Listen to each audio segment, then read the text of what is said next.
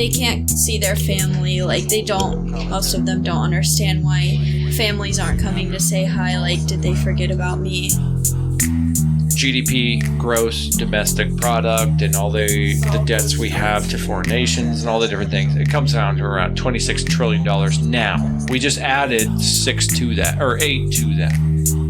There was 4 people shot, one person Did raped. the person pass away because they wouldn't let paramedics in, or did paramedics refuse to go? Okay, so Welcome to the salt of the streets, coming at you every week with this food for thought. Hope you ready to eat. With everything going on in this nation, we need some information, and that's why salt need to be stationed in your rotation. With real talking, real topics, real people, real problems. Think we need some help to solve them, and leave it up to Colin and the Donovan, cause that's what's that? Let's get ready. And just like a red, white, and blue phoenix rising from the ashes of political bipartisanship, we are back. The Salt and Streets podcast.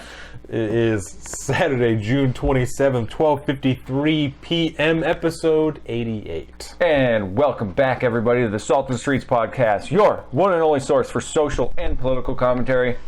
On all the weekly news, pop culture, and sports as you can handle. And the best part about the whole deal, it's all built from the ground up for people like you and me, the everyday normal person. So come down and join us as we discuss life, liberty, and the pursuit of happiness, and continue our endless endeavor to bridge the gap between people and information.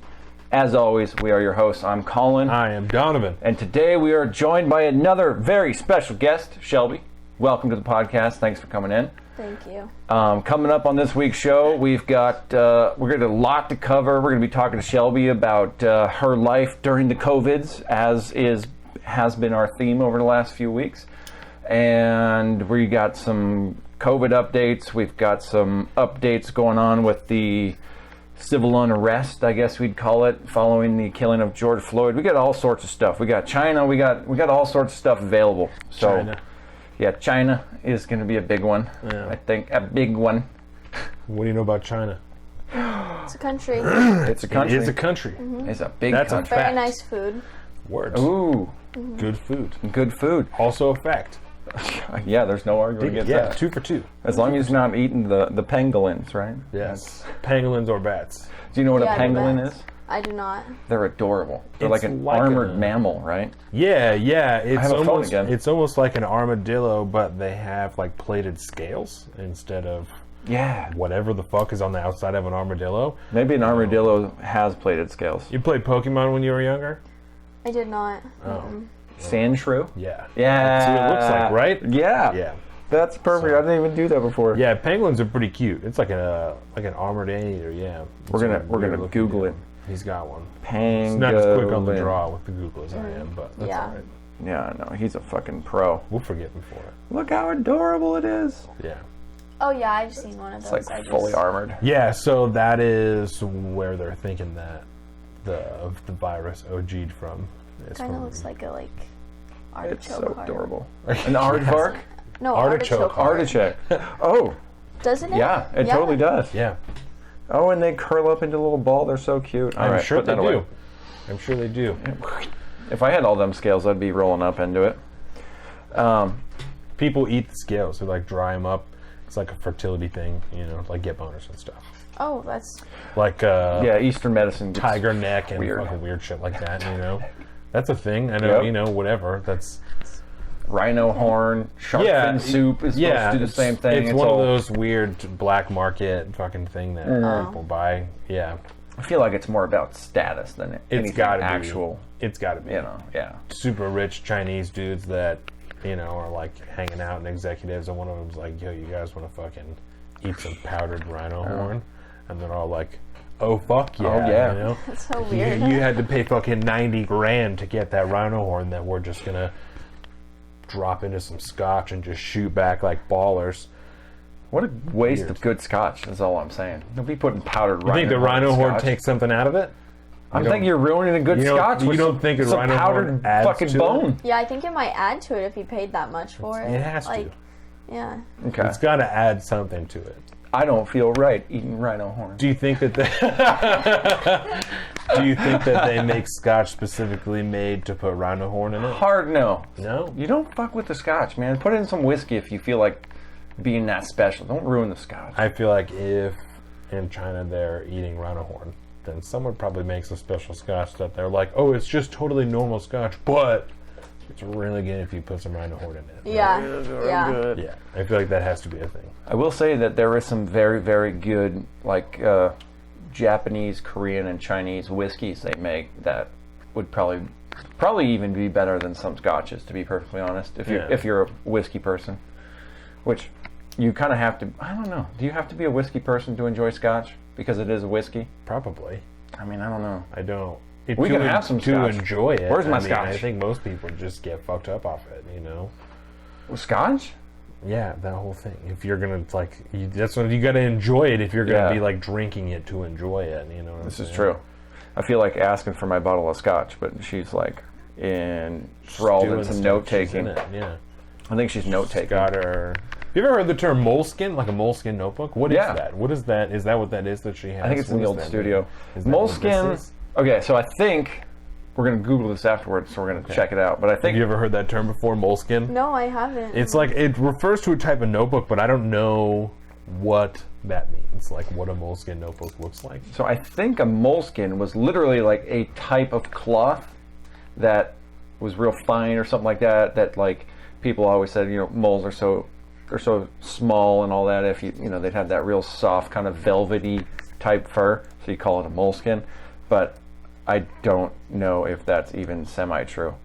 Moleskin official site. Oh no, Skine is the way they sell it. Molskine. Oh, yeah. Oh. And they're just a. Oh, They're it's just a a company. Oh, Well, look at that. I wonder if this is. Learn something new. They even have It kind of backpacks. looks like it. Yeah, I don't Oh, those know. are some lame backpacks. About as plain Jane as they come. Oh, this is markings by C.R. Gibson. Markings. It's made in China. God damn it! Oh. Oh. The Macallan, por favor. Wow. Thank you, love. So today we're going to talk about. Lots of things. Shelby, you are Jordan's cousin, so that's how we know each other. Full disclosure. Just the internet's a weird place, so just know they're not like, well, why do you guys have an 18-year-old girl in your studio? Because Oh yeah, that's very true. La familia. it is shocking how many things we have to address just because We're on the internet. someone could potentially raise it as an issue. It's unfortunate. That scotch is delicious, by the way. So Feel free to take a pull off of it anytime. I will consider that. So you also, we talked about in the pre-show, you also graduated just a few, was it like 2 weeks ago that you graduated? Yeah. Yeah, that you like walked or whatever. Yeah. Did you walk the same day? Because I saw that it was like on TV, like on the news, right? They ran through all the graduates. Was that the same day that those things happened? We had like the drive-through, and then our school put on our own thing. I Oh, didn't okay. personally see the news one, Oh, but okay. But there was a news There- one, right? That's the thing? I think so. Okay. I'm not sure. Yeah, I don't know. I would imagine there's probably local news stories that are broadcast in certain schools. Yeah. I wouldn't put it past them at all. Yeah. It's a good puff piece story. So, you also work in a nursing home, nursing facility, work with the elderly, however the fuck I put it on that. So we're going to talk about some of that. So, let's start first. I want to talk about the pre-show, so we'll start here, and then we will move on to Rona. So I watched a show. Do you know who Killer Mike is? No. Killer Mike. You know Yes. who Killer Mike is. So Killer Mike has been famous for a long time. I believe that he rapped by himself before he was in Run the Jewels, but he now is in a music group called Run the Jewels, him and one other dude, and they rap together. And so Killer Mike is a big activist for black rights, gun rights, like all kinds of different things. Very outspoken, and so he did a TV show, a Netflix show called Trigger Warning. Did you know that this show existed? No, I did not. It is, I think, just from last year.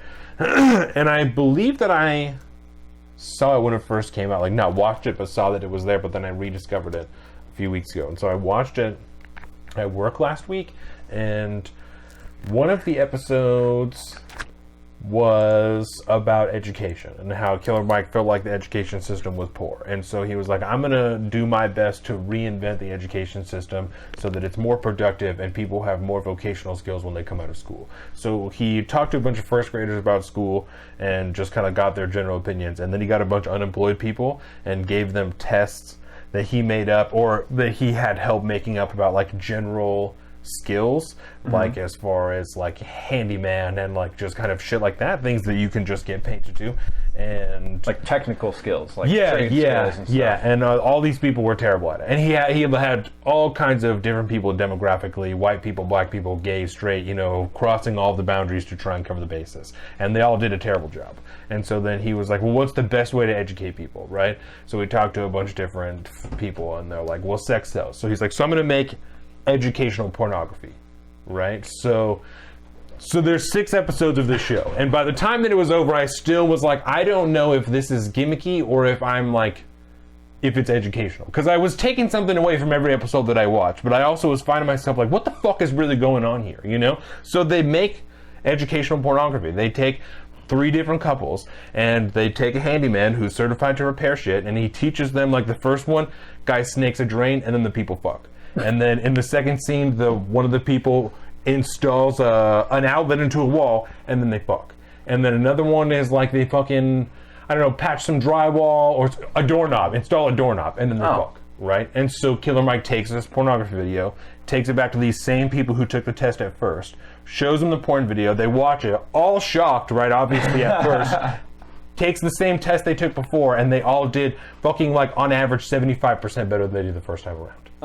So it's only 20 people. It's a small sample size, obviously. Well, but you're moving your variables around too much too. So. Certainly, but it's interesting, right? And so that's what I'm saying. I'm not convinced that it's not like a gimmicky thing, but it's also interesting to consider, right? And so the story in the end is just different ways that the education system could be formed that people benefit more, right?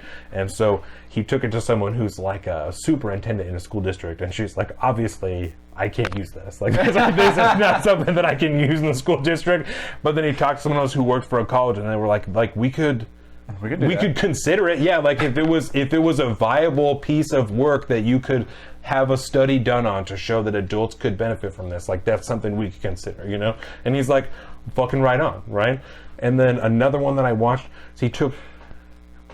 was about trying to keep money in the black economy, right? Okay. And so he somehow got onto talking about gangs, that's why. And so he's like, the Hells Angels sell t-shirts on Amazon. You can literally buy a Hells Angels t-shirt online, and the money goes to the organization itself, and they use it to do whatever they want, right? It's like, you can't buy anything that's a product of the Bloods of the Crips, right? He's like, why the fuck is that thing? So he finds a group of Crips, helps them make a fucking soda, and they try and market it in the local area, like get it in stores. Obviously, people are really averse to it because they're fucking gang members.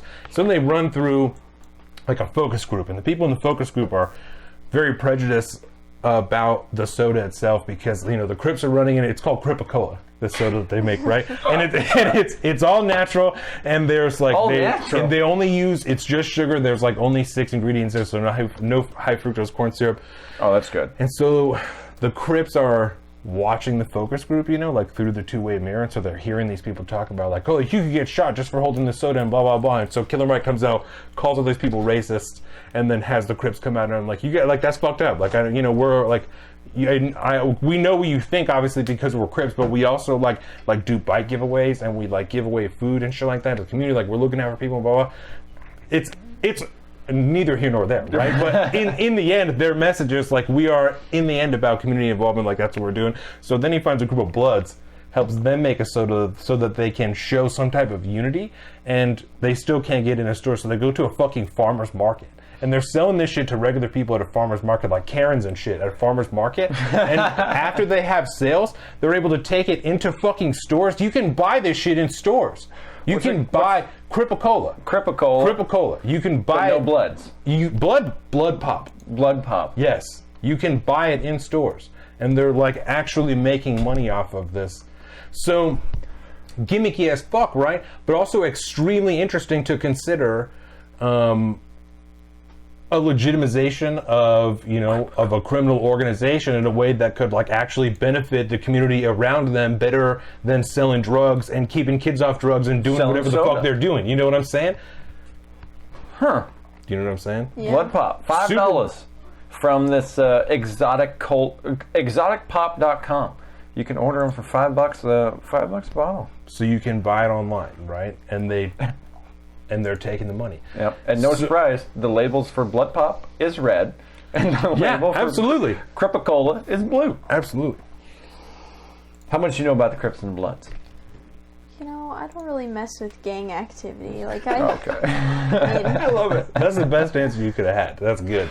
Honestly, some of the best, I think, education on it is via a South Park episode. Yeah. As per most things in our society these days, just there's an educational South Park episode for it. Yeah. And they have a good one there. But that's where Jimmy and Timmy try to get in with the Crips because of the cripple. Have you ever watched South Park before? No. Oh, Man, South Park is great. So allegory there's on society. 2 disabled kids that are, one of them is in a wheelchair and the other one is on crutches, and they decide that they want to start a gang, or they want to be in a gang, and they find out about the Crips. And so they're like, oh, we can be in the Crips because we're Crips, you know, like we're crippled. Yeah, we're crippled. And so they join a gang of Crips and like do nefarious activity and like funny. bad shit. It's pretty great. Yeah.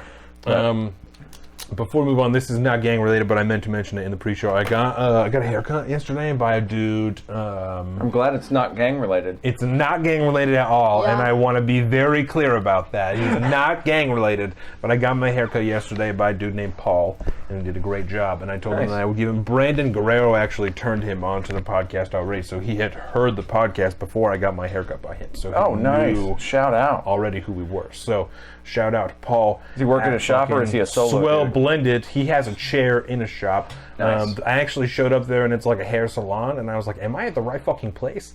And the woman said, do you have an appointment with Paul? And I said, yes, right? And so he like showed up right after that. And yeah, he did a great job. He did an absolutely fantastic job. Very reasonably priced. Go to Paul. Have him cut your hair. Does it seem weird that one day I want to own a barbershop? No. I think that would be so cool. It's think like a cool barbershop where like so there's a little side story behind this, right? Because around here barbershops are not really that awesome, right? Right. Right. It's different. They're all like salons and whatever. It's like a weird kind of I feel like it's just commercialized, you know, like everything else, right? It's a chain, Yeah. right? But when I lived on the East Coast, I had a buddy of mine who lived up in Bridgeport, Connecticut. And his dad owned a barbershop, and they lived above the barbershop.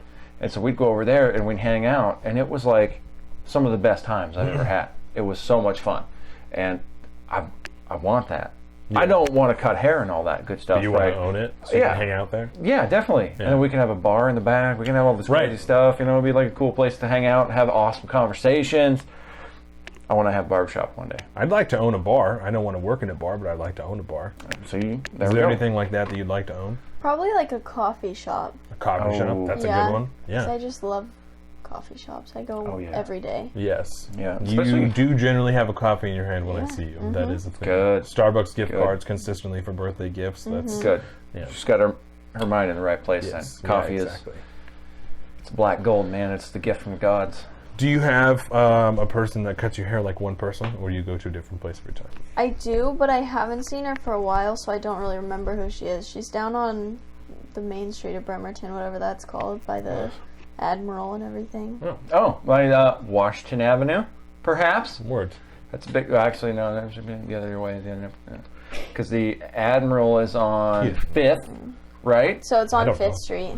Okay. There's a lot of cool... Yeah, that's a cool little downtown area. Yeah. Sorry, I got a project down there I've been doing a lot of stuff on, bro. so I I'm really liking that area. It's better than it used to be, certainly. It's looking like they put a lot of money into like beautification or whatever, because it's a lot of it's really nice. Yeah. A lot of it's under construction, obviously. But a lot of like little kitschy little shops and shit like Yeah. that, and you know, places for people to walk around and stuff. Yeah, It's that's pretty definitely nice. nice, you know, if people are going to take the ferry over from Seattle and like hang out in Bremerton for a day. It's like, oh, I wonder where the other ferries go. You know, I feel like that's a good spot for it, then. touristy thing to do. Yeah, you know? that makes total sense now. Then Yeah, so if they decide to come over to the other side of the bridge, or if you fucking, you know, if you live in Bremerton and you have someone who's visiting and you just bring them over from Seattle, you're like, oh, look at all of this shit down here in Bremerton before we see all of the drugs and crime. And then, you know. Before you make it to 7-Eleven. just like any city, right? Yeah, it's exactly. Before you hit, the 7-Eleven, and then it turns to shit for a few blocks and then gets, you know, slightly better as you go north. Yeah. Yeah. It's got some, you know, I didn't realize, I don't know why I didn't do this, because Bremerton's been around, it's one of the oldest, like, cities in the county, for sure. Yeah. And it's got a lot of really cool old buildings that have been around for a long time. Certainly. And I think they're, whatever they're doing in restoration or preservation or something. I'm not well versed in it, so forgive me if I'm speaking out of turn, but it seems that a lot of them are restored or have been upkept very, very nicely. Yeah. It's pretty cool to see. Have you ever been to Fritz Fries?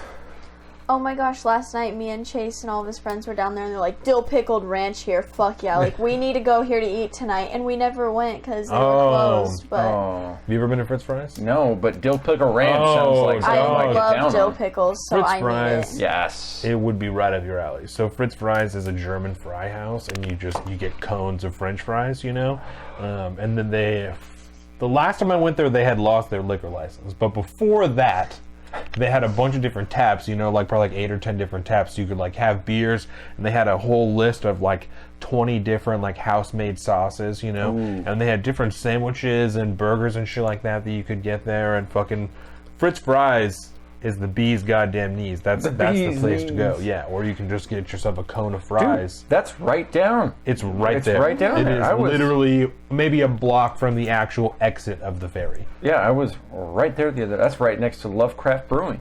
Yeah. Were they just closed because of the timing, or I think like it closed was- right now because of Corona? I don't know, but I think it was like 10 o'clock when we walked past it, so Oh, it yeah. was So they probably were timing. time. Yeah.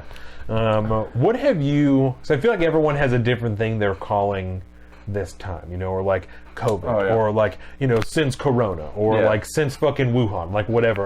What are you calling it? Like since the virus. Yeah, You like know, I'll be that's, like, oh yeah, well, since the fucking COVID popped off. Or, Yeah. Yeah, I think I say like since the Rona or Since something. the I Rona. definitely Since the call it Rona. the Rona. Like at work, like someone will call me like, "You got the Rona, dude." Like, Oh, yeah. So something else hilarious that these young kids did. It's fucked up. Let me start by that. It's fucked up. But And when this Jordan is told alluding me to a conversation we had during the pre-show. Yes, some hoodlum children that are doing bad shit in the neighborhood. So they're fucking with my neighbor's kids, which is like not really any of my business, but I don't really want nonsense happening by my house. So the neighbor kids were telling Jordan one day like some shit that these hoodlum kids had done, and I guess one of the hoodlum kids he sneezed or coughed on this girl and said, "Rona, bitch." And I laughed so hard when she said that. I said, "That's not funny." I said, "But that's really funny." It's not funny because it's potentially extremely dangerous, but that's fucking funny. Oh yeah. So, I'm gonna put on my Rona mask because what you've been worrying of because the state law now requires I everybody. heard Kitsap County wasn't enforcing it though. the a lot of sheriffs- people aren't. Yeah, are. But as far as like I own. This is what you're taking with you. Yeah, this is what I do. And then like on Friday, I was just masked up like this all the time, which I don't People have are my gonna headphones think on. you're a but it sounds racist, good. bro. Why? Because I'm wearing camo mask? Yeah, because you're white. I'm a redneck? Don't do that shit. Yeah, it's 2020, dog. It's 2020. I'm just kidding. But That's interesting that's what you're using. If But I you guess own you don't a, have it. it's really comfortable. And honestly, I got burnt to shit the other day working out in the sun, right? My neck didn't get burnt because I was wearing my neck gaiters all day. It's great. And so for people that can't see it, yeah, it's a neck gaiter. It's one of them. It's a polyester That's what merino it's wool called? blend. It's Yeah, a neck gaiter. yeah. Because you also have regular gaiters that you can get for your legs, right? And what They they go are over your is- boots and pants. Yeah, boots and pants. And so basically, what they do is just keep water from getting in there. So if you're Yeah. walking through a wet area, or like while hiking or whatever, I use them for hunting, obviously. But they have Obviously. the neck gaiter. It's great because it's thin enough that it's breathable in the wind, but still, like if I put it up over my face, it's covered under the mask wearing laws and all that. Stops the particulates and shit. But at the same time, it helps protect you in the sun, and it's breathable enough that you don't sit in there and get just like nasty sweat and all that stuff. But it's also really insulating as well during the wintertime. Yeah. It's pretty nice.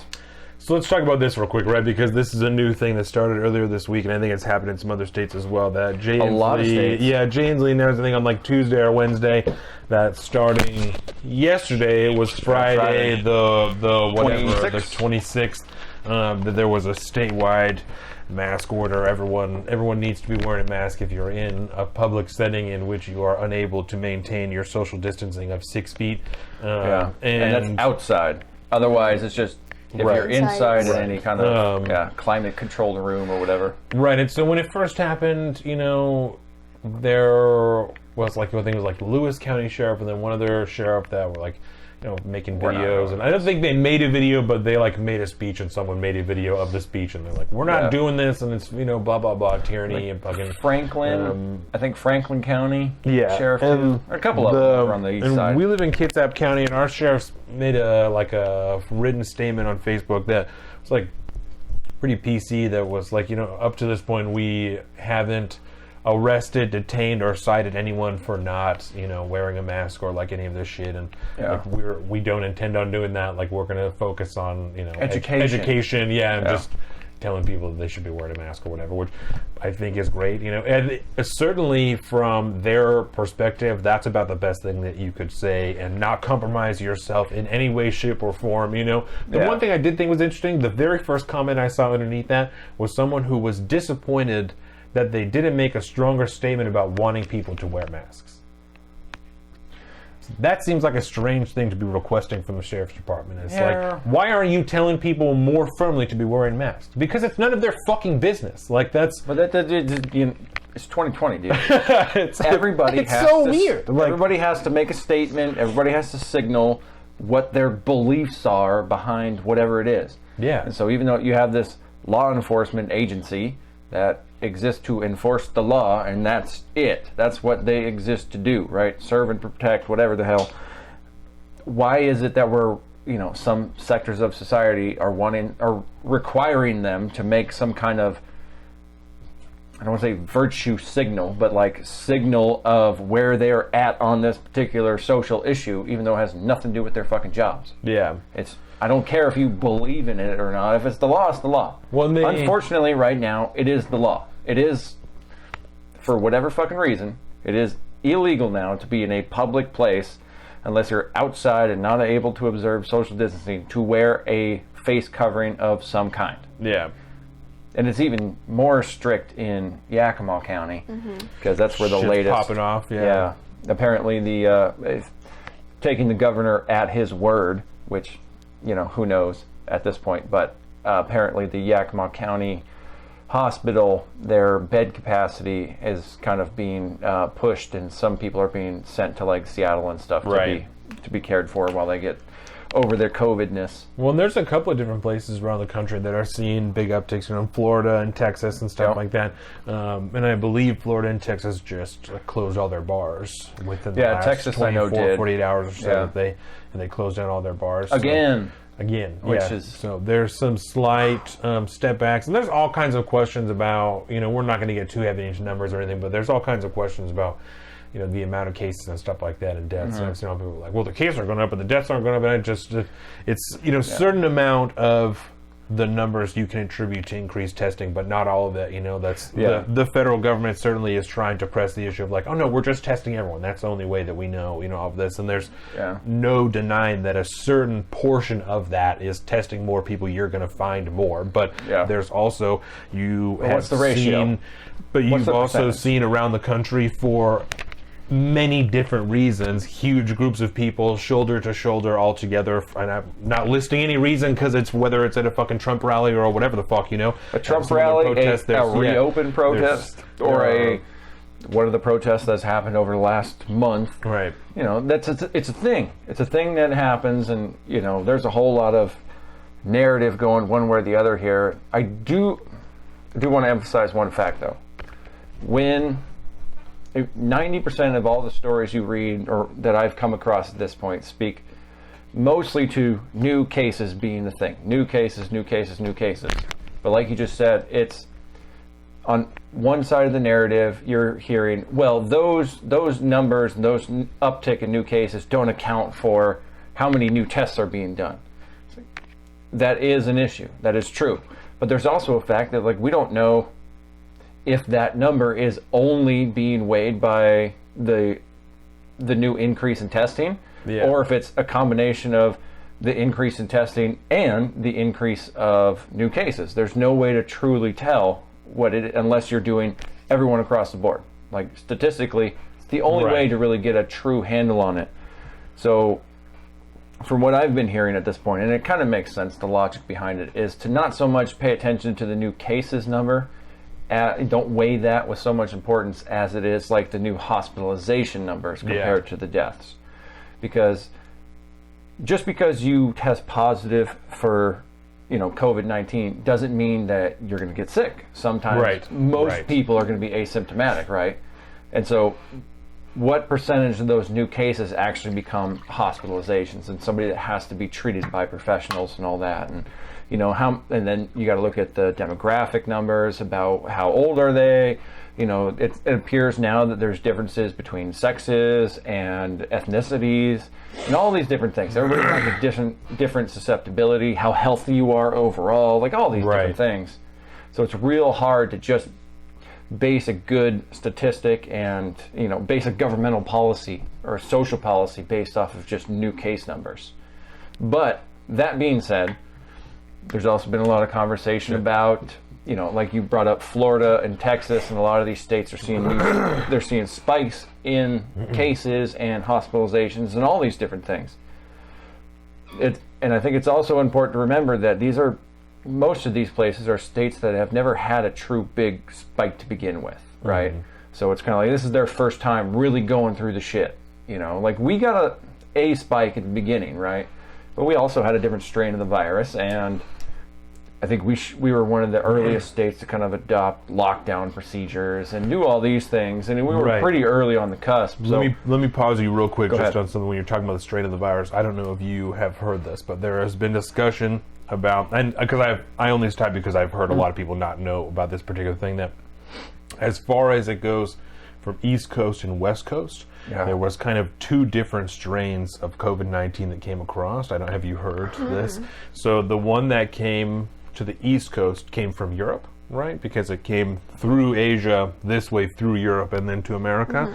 So the one that came to the East Coast was a little bit stronger. And that's why, part of why New York got hit so hard is because their virus was more intense. Their strain was more intense because it had been alive for longer, it had evolved longer, been through more people. Whereas the one we got on the West Coast came straight from Asia.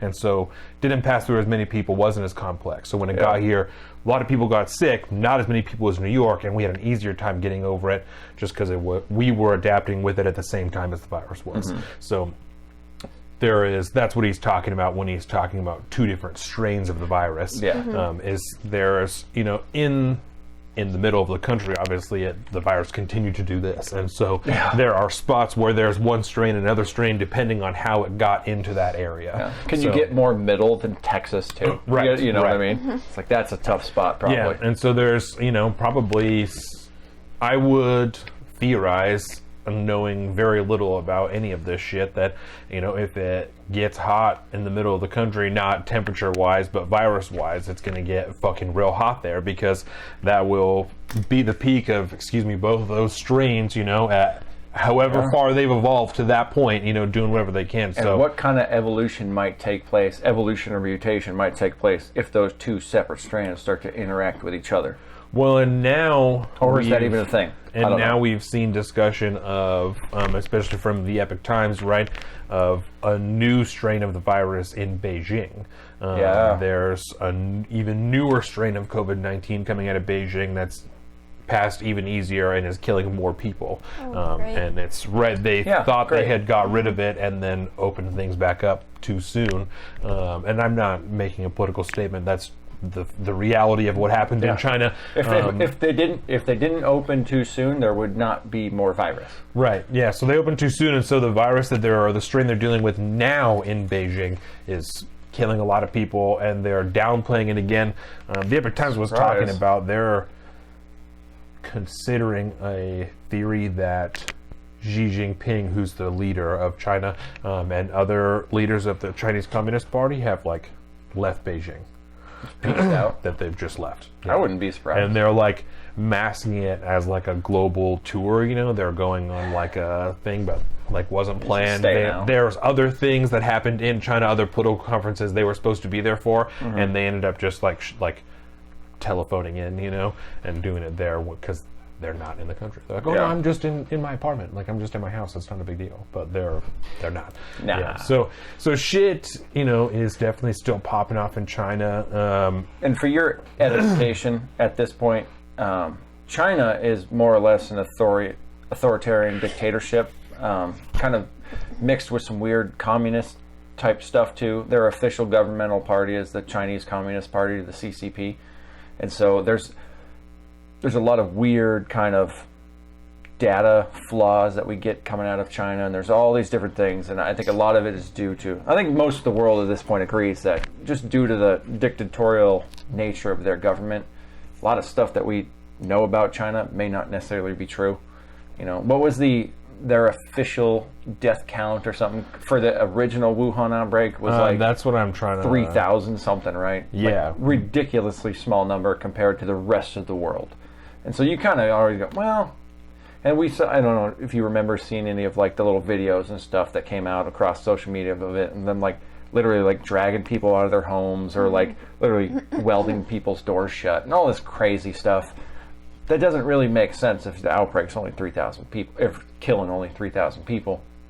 It makes you ask questions. But so that's why when we talk about COVID and stuff, we tend to talk a lot about the Chinese government and their involvement in it, because it is so key to kind of how the rest of the world has reacted in response to that. So China currently is publicly listing their deaths at 4,634.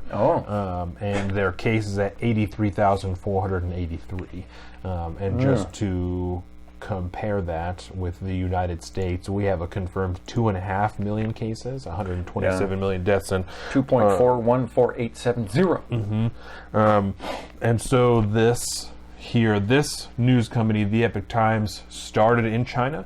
And so part of the reason that people have such a hard time reporting in China is because they're a communist nation. They control every facet of information that flows through their country in and out of it, right? So they control journalists that are there and all kinds of stuff. And just when this Wuhan thing popped off, they kicked a bunch of United States journalists out of China and back to America. Yeah. Fuck you guys, you can't be here anymore. People from like the New York Times and Washington Post and like all these big names. So this company, the Epoch Times, started in China, and they still have reporters in the ground or on the ground in China, and they have what are called citizen journalists there, people who are just regular citizens that document things, write articles, and send them into them. So their reporters in China have been contacting individual mortuaries and funeral homes within China to get a more accurate portrayal of the deaths and confirmed COVID-19 cases they've had there, because they know the Chinese government is lying. And so what this displays, this extra zero on the end, is that they have been able to confirm that the numbers are at least 10 times higher than the Chinese government is reporting. And so they actually have at least 834,000 cases of the coronavirus and at least 46,000 deaths, at least. So that's what they can confirm, right? So it's likely much, much higher than that, because the Chinese government can still control so much of what happens inside of that country. There are so many people that are so afraid to be honest that there's no telling how many people they spoke to underplayed those numbers because they were afraid of the government finding out that they had spoken to a journalist. So that's... Like you could watch videos literally from like some of these mainstream outlets like we have, and the people they will talk to, like 5 minutes later, they'll be like surrounded by a gang of, you know, not in uniformed cops and stuff like that, undercover cops and stuff, and then they're just hauled away. Yeah. It's like, wow. They had a reporter a week and a half ago that was attacked by an undercover police agent in Hong Kong and was stabbed. One of the reporters. And a citizen intervened and stopped, and then was interviewed later by the Epoch Times and was like, no, I don't regret it at all. Fuck that. Fuck the government. Fuck China. I'm out here. Yeah. Well, especially them people in Hong Kong. That's a whole nother thing about... That was pre-COVID, too. Yeah. Do you remember that at all? What? Seeing like the pro-democracy, the protests that were happening stuff out of Hong Kong. Okay, that was a big. It's a big one. It's complicated and it's kind of a long that's a whole story. other deal. So we'll start getting into because we're here to talk about you. So we've talked about that kind of stuff on previous episodes too. So honestly, probably the last like 3 or 4, if you wanted to find out more about China and the CCP's fuckery with the COVID, you can go back and listen to those. And there's lots of full-length conversations with lots of data and all sorts of stuff. So we don't have to rehash it all here. So let's start here. A couple simple questions. What's your favorite food? Favorite food? Favorite food. First thing Probably come to mind. Mac and cheese or sushi. Do you have a Oh. particular kind of mac and cheese or just any kind of mac and I cheese? like mac and cheese with barbecued pulled pork mixed in. Oh. Yeah. Solid. Yeah, you know Solid what you're doing. pull. Yeah. Yeah. I like this. You have a boyfriend, right? What's his name? Chase. Chase. Chasey. I asked Katie and Leif last time. I said, Chasey. yeah, and they said Chasey. And I was like, that's a weird name. And I That's said, his that's not camp his name. Oh, Yeah. perfect. Yeah, he already Perfect. got one. That's my in-laws call me. So I have my last name is Offenbecker. It's a big, long, complicated German thing. So we've always had this abbreviation in my family. Once you kind of hit adulthood, you're known as Offie, right? So like, got that going on, and then when introduced to my in-laws, they immediately called me Afito, and ito at the end of something kind of means like cute and whatever. So that's my little. It's like chasey. That's what it is. Afito in That's really Spanish is funny. like chasey in English. So I'm right there with him. I feel the struggle, Chase, bro. I got you. What is your? We talked about this a little bit before. What's your favorite social media to use? You have a Twitter, but you don't use it. So Instagram or Facebook? Which one do you prefer? Is Snapchat an option? Oh yeah, no, that counts. Ooh. Yeah, Snapchat's Snapchat definitely over my everything. favorite. See, that's how Yeah. you really know she's Generation Yeah. Z. What do you like about Snapchat that you prefer over everything else? Because, like, talking to someone, you can see their moods if you're, like, Snapchatting facial pics. Like, if someone says, like, K, but it's, like, a picture of them smiling, like, then I'm like, oh, they're not mad. Like, I don't know. It's just easier for me to read people Word. by facial.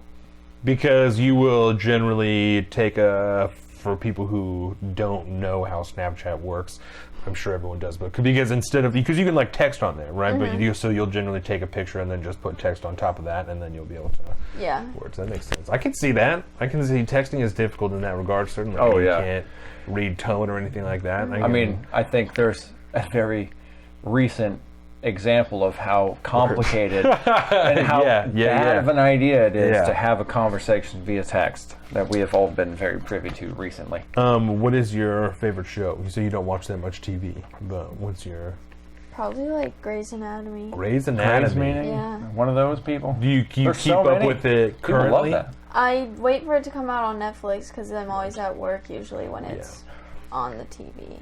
Slight pause button. Okay. I have on Netflix, you're watching it. Okay, because I think Hulu generally does them as they come out. Like right? the day Oh, really? after or whatever? Yeah, it's Yeah. like I did not know that. recently. Yeah. But the problem is, even if you Oh. buy that Hulu special subscription, you pay the premium for no commercials. Grey's Anatomy is like one of the few shows that gets a special exception and Still you has get commercials? commercials in it. Yeah, But if I you're don't on pay for Netflix, the I'm sure it's commercial way free. better. You don't? No. It's like $3 extra. Yeah. Yeah, I know, It's but I got totally it when I worth it. think I had exactly like $5.99 in my bank account. Oh, yeah. So. It's totally worth it. We have so many of our friends don't pay for commercial free, and I'm like, what the fuck is wrong with you? It's fucking like $3. Just $3 it, man. It was the whole Worth it. purpose of all these things being established, for God's but sake. commercial free. Exactly. You get away $3. from the. Okay, I'm very upset about this, right? Yeah. Because I haven't had cable, like pay for cable, long time. since I moved out of my parents' house. Period. Because it drove me nuts that whether you're watching some kind of show or a movie, every 5 fucking minutes there's a commercial break, right? And so for a half-hour long slot, you got maybe 20 minutes of show, 10 minutes of fucking commercials, and sure. it breaks up everything. It's terrible.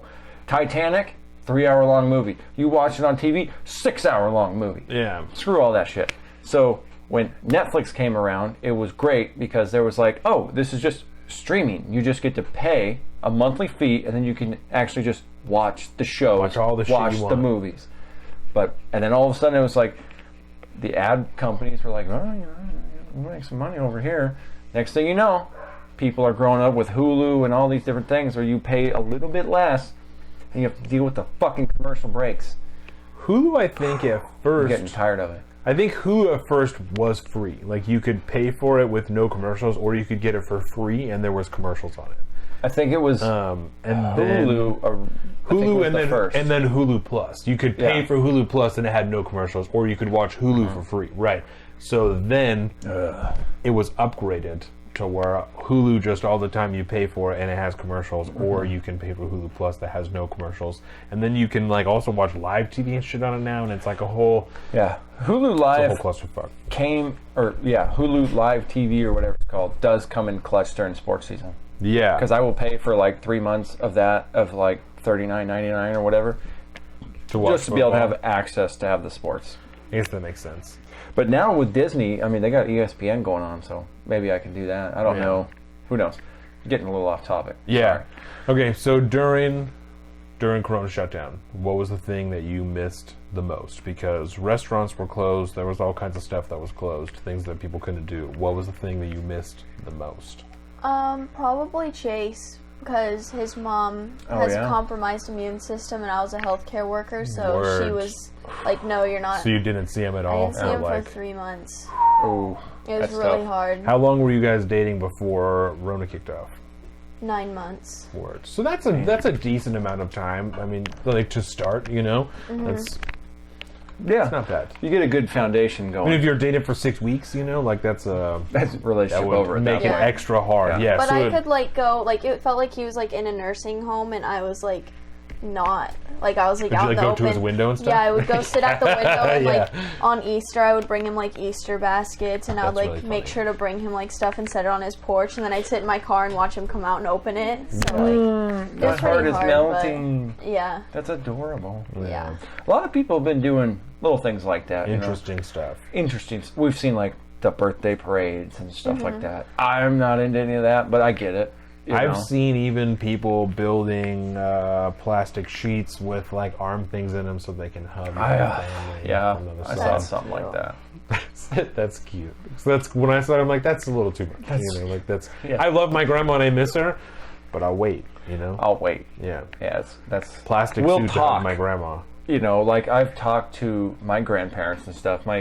Saw my grandpa the other day. Yeah. But we just stay away. You know, we do the social distance thing, and we're not around for very long. And usually it's outside, so it's nice to be able to see them, talk to them, but not like know that like obviously they're very susceptible. Yeah. Because of their age and all that, and everything that comes with it. So it's just nice to be able to see them and at least be able to talk and stuff like that. Well, my grandma lives in the Willows. You know, she lives in like Willows. it is like an assisted living home. Oh, yeah, like yeah. on Pine, and so it was totally closed down. You know, no one in or out or anything like that. So we like could drop stuff off to her, but that was all that we could really do.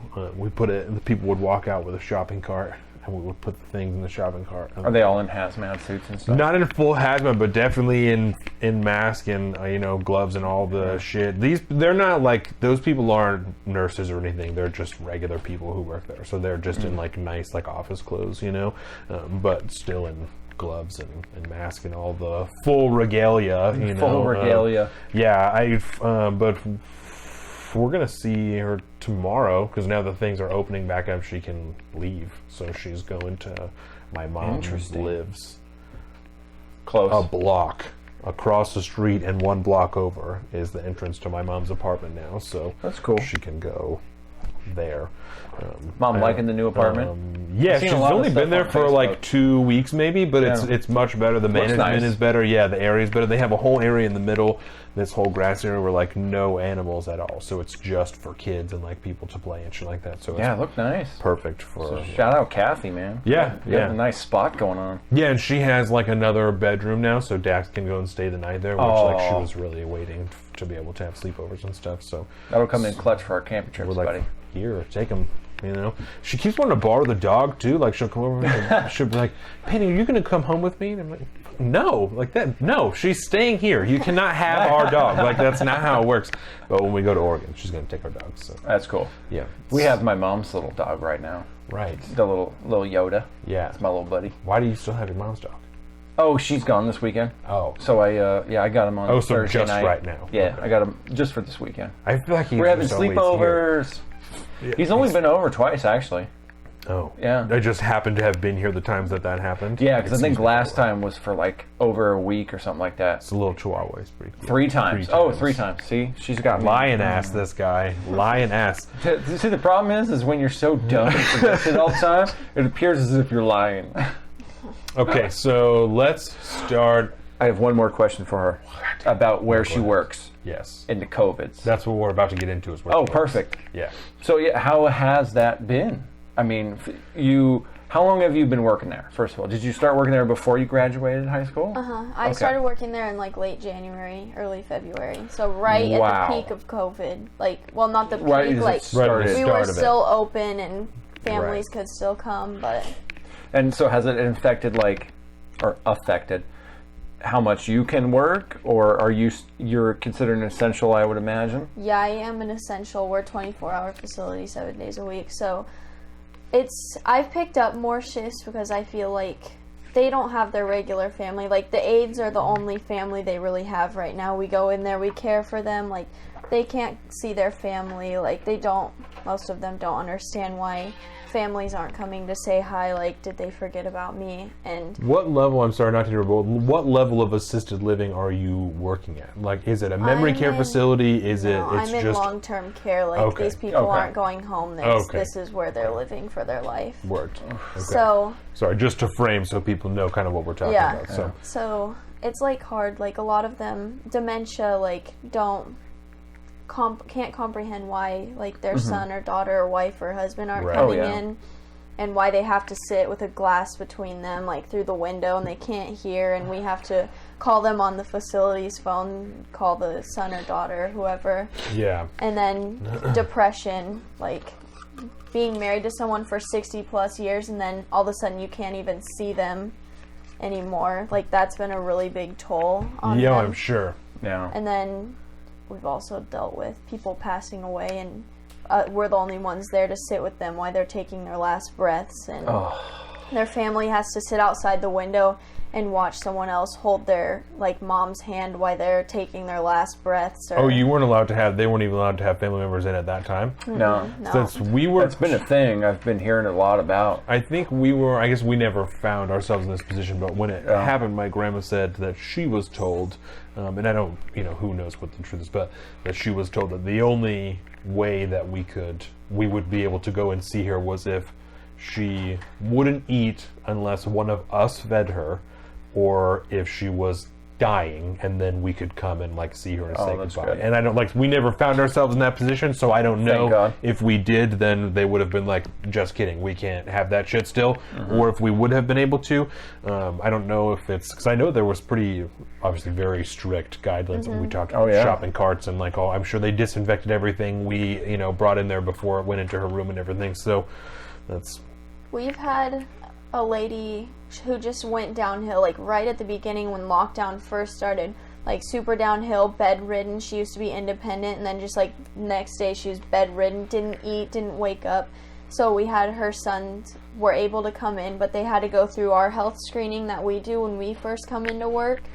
So they would go through the full health screening, and then they'd have to wear the masks, and they could sit there and hold their mom's hand and stuff, but we've had a couple other deaths where families weren't coming in or anything because I think something happened with one of her sons that we had to cut it out. And it's okay if you cannot answer this question, but did you have any COVID-related deaths in your facility? We did not. We've had people who were tested for it because we thought they were and were put in isolation and everything, and we had a full hazmat to go in, but all of their tests have came back negative. That's good. We have a unit for it in case we do, with a big plastic wall and a zip-up door, but we have not had anyone sent to us with COVID That's yet. good. Word. Yeah, because that's like the worst place for an outbreak to be. When I saw just this morning, whether or not this, it's probably as accurate as we can have right now, but 43% of the COVID deaths we've had have come from nursing homes, healthcare facilities of elderly people.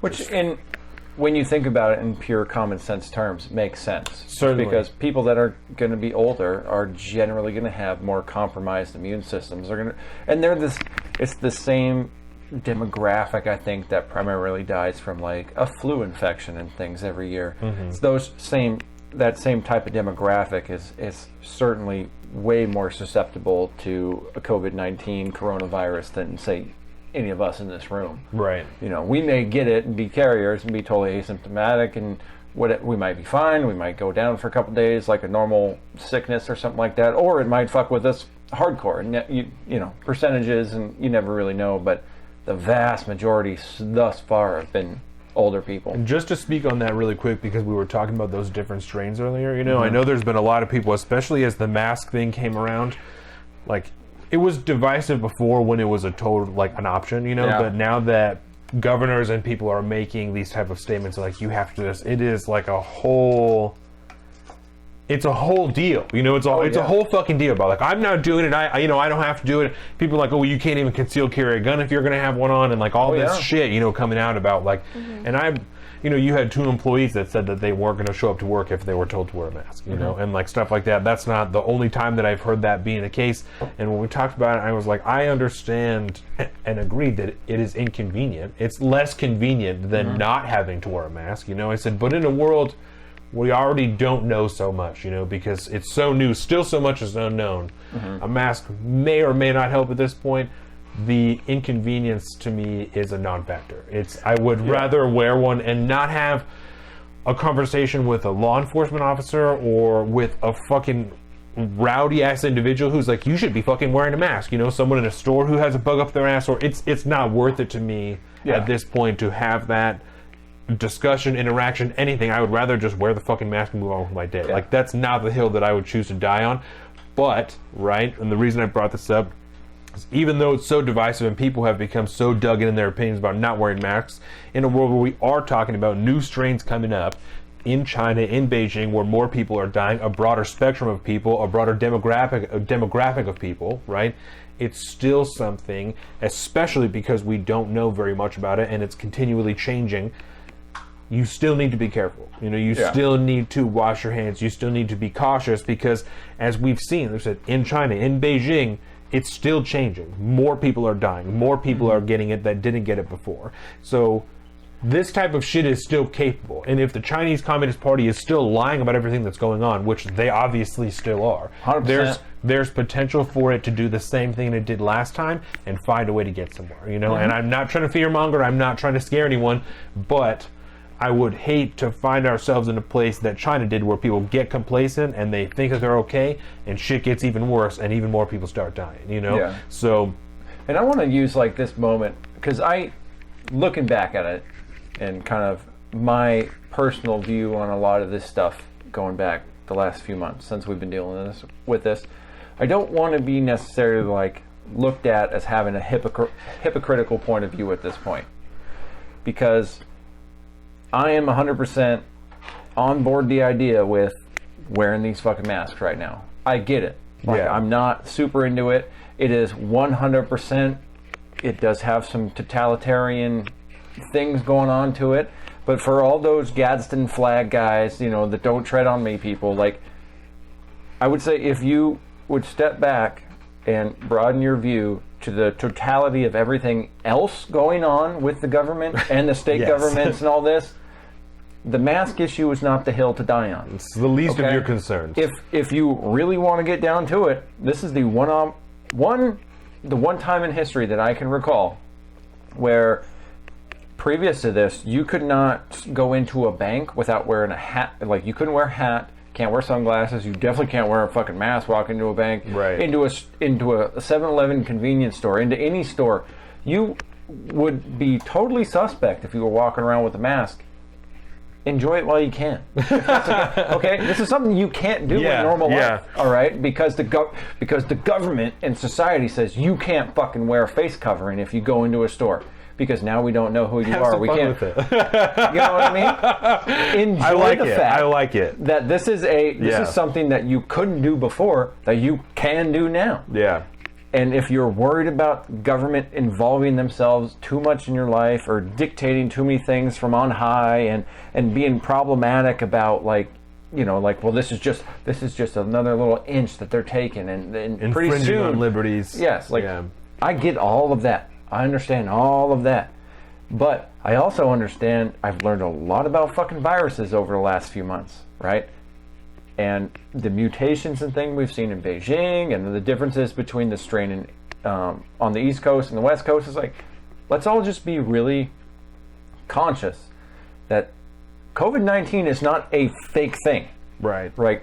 When people say that, like, oh, the fucking COVID thing, this is all just fake, man. Yeah. Like, generally what people I think are actually saying is, the government's reaction to it and their kind of authoritarian approach to kind of keeping everything shut down and all that. Like, yeah, 100%.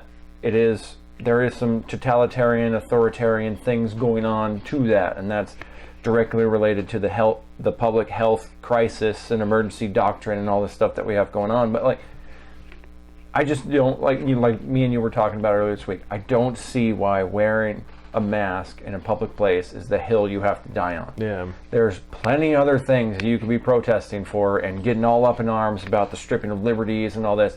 The mask is probably not the thing that you should hitch your wagon to. Where are you at with the mask mandate?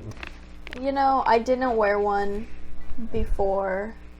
Like in stores and stuff like that? In stores before. Yeah. I did if I was in scrubs, because I have had people say stuff to me walking through a store in scrubs. When you have to wear one at work, obviously, right? When you're there the whole time. Yeah, I have to wear one all the time at work, but now I'll start wearing one. I'm not going to, fight with them over it, you guys were just saying, but before I didn't wear a mask unless I was in scrubs, because I was trying to fight with people about it. We wore them for a long time when it first started, because Grandma lives upstairs, seeing Grandma all the time, just doing whatever we can to make sure. And I think just in the last 2 weeks, we stopped wearing them other than places that we had to, and so we're just kind of whatever, so it wasn't a readjustment, for me to be okay, I still had it in my car, I just stopped putting it on, so I'll just start putting it on now, I just switched from a over the ear kind of thing to something a little bit more functional and comfortable, which has been, it's made all I gotta do, it takes a half a second, go bloop, done. Did it when I had to run a shit ton of errands yesterday after work.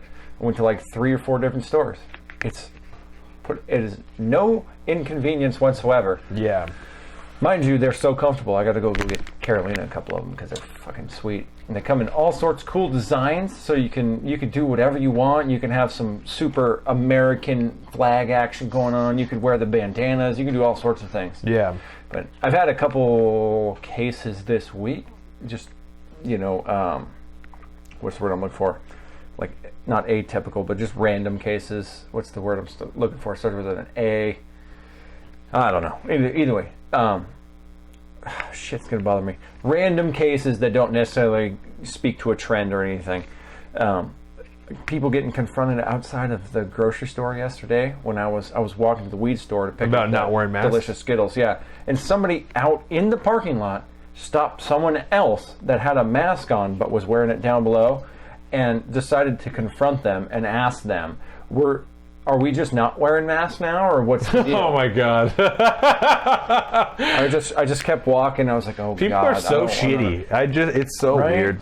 And it's like that. And I had a work acquaintance. We'll just say a distance work acquaintance. Got really, really sick the other day. Seemingly out of nowhere. Right? He was fine the other day. It could be one of a million things, but with what's going on happening and all these different spikes now in the state. So get the fuck out of here. Well, no, he was at home. He definitely stayed home and stuff, but he sounded terrible when I talked to him on the phone. And now all the company that he works for is very worried about what if he tests positive for coronavirus. And so there's a lot of people now, including myself, kind of readjusting the importance of following the state mandated guidelines and really tracking things and all this good stuff. We have to do temperature checks and all that good stuff when we come into work. All that shit. Because, all it really, you don't realize until you've got to deal with it, if somebody that you come into regular contact with tests positive for COVID, guess what you got to do now? Yeah. You got to test, and then people you come into contact. Isn't fun. Doesn't feel good. You don't want to do it a bunch. No, Carolina had pneumonia for 3 months. Recently, ever since basically the shutdown, before the shutdown actually. So she had to go in and get tested for it, and we didn't get the antibody test. We just had to do the active virus test, which was the nasal swab up the nose and the whole 9 yards, and it was not a pleasant thing to witness. But it's just I just don't see why. Like we said earlier, why is the mask thing the hill that you think you want to die on now when there's so many unknowns? It's obviously real. The pandemic is real. The severity of it, we can argue about all day, but there's a new fucking virus roaming the face of the planet. Right. Maybe we should all be a little careful. It's not just going to go away. Like, it's summer now, right? We've had a string of great weather, Monday through Friday. Obviously, we're getting screwed on the weekends recently. But there's still an uptick in viruses. There was this kind of conjecture about and rumors about maybe the virus will go away during the summertime, just like the seasonal flu. Yeah. And I didn't want to be that guy, but I'm saying, in Ecuador, down in South America, on the equator, it's just as bad, if not worse, down there. Why do we think the summer heat is going to kill the fucking virus? It's like, it's not going away just because we shut down for a while and flatten that curve a little bit. Yeah. It's still alive, and it's still something we have to deal with as we try to figure out how to live life as normal as possible again. Yeah. Can't just say, fuck the virus, it's fake, we're moving on, it's fake news, I'm out. I don't get it. So let's talk more about your work. As far as the demographic of the people that you work with, are you the youngest person at your work? We just hired someone like 2 weeks ago that's 17. Work. Nice. But I was no the longer youngest the youngest. before that. By how much? Are most people much older than you? There was a 19-year-old that I took my CNA class with. Word. And then I think the next one above us was 21 or 22. Did you have any older people that you worked with that had to stop working when you did? How many people Probably 2 or 3. that were old enough that they had to stop going to work when COVID happened? We actually have a 70-year-old aide, and she didn't stop working. But we had Really? one that's a couple years younger than her that just came back from leave. We had 2 that came back that are on light duty right now that... Was it a choice, or were they told that they needed to stay home? I think one's doctor told It's her okay she if you needed to didn't stay know. home, but I so don't it was know a about the personal other thing. one. Word. Because we had someone at my work, one of the gluers, that we had a couple people that chose to stay home, but one of them that stayed there and then decided that she was going to retire. And so they told us that, like just earlier this week, that one of the older gluers decided. I think I that can. decided that she was going to retire, which was like, shit, you know. So did you have to start working more when that? Well, I guess you had limitations on how much you could work because you were in school, right? I didn't care about them, No, You were because I just- was working when I first started, now I'm on a regular schedule, but when I first started, I was just whenever you need me, just call me in, because I wasn't seeing Chase. A lot of my friends wasn't able to hang out with me because of where I worked, and a lot of stuff like that came about. Right, and so I was like, right. yeah, I'll just work 7 days a week for so many hours, I don't care. What the fuck was I? The schedule working. Yeah. Oh, I was going to talk to you about the social life, because I remember, your mom posted something on Facebook about when this first happened, about you had friends that were weird about hanging out with you when this first happened, and so it was most of your friends that were they personally uncomfortable with hanging out with you because you were in a potentially compromised position. Yeah, I thought about it too before the show. I was like, well, should I wear a mask? I think we got enough precautions. I had one friend, and that was all that. I was just I would go get Natalie on my days off, so I had someone to hang out with, because nobody wanted to hang out with me. They were like, COVID is coming from nursing homes, stay back. I was like, right, because if anyone's listening, right, when this first kind of kicked off in America, Kirkland in a nursing home is where it really was the epicenter of the breakout. So when it first started, that was all the old people are going to get it. Everyone's going to die. It's going to be a clearing of the boomers. Shit's popping up. Oh, yeah. So called the boomer remover. Yes. Yeah. Did you ever hear that name? I did not hear that. Yes, That was probably that a was dumb the thing that came Twitter out. thing. So who is your, let's not shit, well, I mean, you can shit on whoever you want, but who was the one friend that stuck around? Let's give them a shout out, because Haley. Haley. You know Haley. Shout out. Oh, fuck yeah. Okay. Yeah, Word. Haley was the one that stuck around. Words. This is the one that plays soccer, right? No, that's No? Kylie. We're not friends anymore. Oh, okay. Oh. So this is the girl. She had black hair with a. Anyway, Yes. yep, yeah. Last 4th of July. Yeah. Okay. Yeah. Yes. Yeah. Well, all these friends. It's always for like some type of event, you know. So I'm drinking and smoking and stuff, and I'm just like blah blah blah. I'm like, it's bad. It's not good. Very educational to all of them. Yeah, it's not. As soon as you get a drink, very educational. Yeah, Love and I it. was just like, let me fucking tell you about America, dog. Yeah. Like, let me educate you Yeah, because first time I met you, I was like, it's terrible. Oh, I was so shithouse too. I was like- so fucked up. Oh, it's terrible. you're like, you can smoke pot and go to school still. Just get those fucking good grades, dude. And I was like, That sounds like so something you would say. I don't know what you're talking about. The most dope dad. Who? I don't know what you're talking about, man. Okay, we'll talk after the Yeah. So okay, right. So you had friends that were, and that was difficult, right? Because Yeah, I mean, like- you're not like super popular, but you have a fair amount of friends that Yeah. you spend a good amount of time with your friends. So that was a psychological adjustment period from. yeah, I was kind of like, I cried a lot. Like, I usually am pretty, like, thick-skinned. Like, I don't Yeah. cry, but, like, I had no one to hang out with, and I just felt like my dad gets off at 4, I go to work at 2, my dad leaves at 3 a.m. for work, and I get off at 11, so I never saw my dad. Yeah. I was mostly working weekends, and then my stepmom, she's a nurse at the hospital, and she was working with coronavirus, so, like, Probably we working a stayed- lot too, I would imagine. Yeah, so we stayed distant. My dad stayed distant. My mom was still working. Clint was still working. Like, I had no one to spend my days with. Yeah. And I would just, like, my days off, I would just, like, go drive around town because I was, like, working so much and I had so, like, I was getting, like, $1,300 paychecks and I would have nothing to do and I was just, like, driving around town. Especially because everything's closed. Yeah, nothing was Yeah. open. I would, like, spend, like, $500 at Target, like, Yeah. just randomly, like, on random shit I don't need because... Well, I think that's an aspect of, you know, a lot of the shutdowns and stuff that goes really, really under discussed. Yeah. And there's been some kind of, you know, peripheral discussion about, like, the deaths of despair that happen and whatnot. But, I mean, fuck, man, you got you have multiple generations of people now that are going to be affected by this drastic social isolation and the depression and everything that comes with it. And they're going to be scarred with that for the rest of their life. Yeah. You know, somebody like you who it affected your high school graduation, Yeah. a life milestone for many people.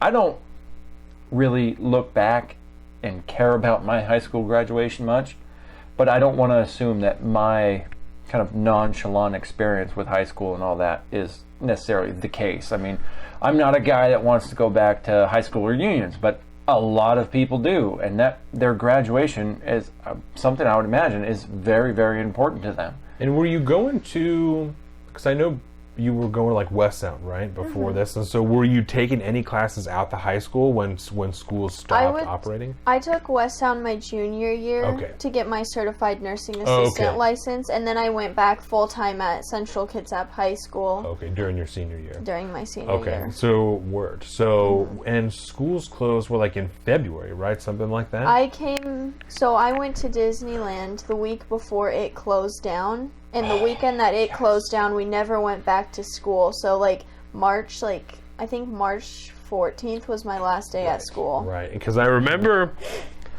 the wave of school closings, like being yeah. at work and getting like so-and-so county closes school districts, and then like 20 minutes later, so-and-so county closes school districts, and then you're like, here it goes, like here it is. Yeah. And then, you know, by the end of the day, 90% of the state had I closed their school skipped districts. school that day, so I had no idea until I was at work that night, and John Bonet, he Yeah. like posted, he's like, heard about school, sorry, and I was like, what are you talking about? And then they were like, everybody's posting on Snapchat, they're like, yeah, no more school until April 29th and all of this stuff, and I was like, oh man, maybe I should have went to school, like, there goes prom and all my missed something. friends, yeah, I was like, So, right, so you guys didn't get prom, you didn't get any of these end of school events that I much like Colin, could not have cared any fucking less about any of that shit. These were things you were looking forward to?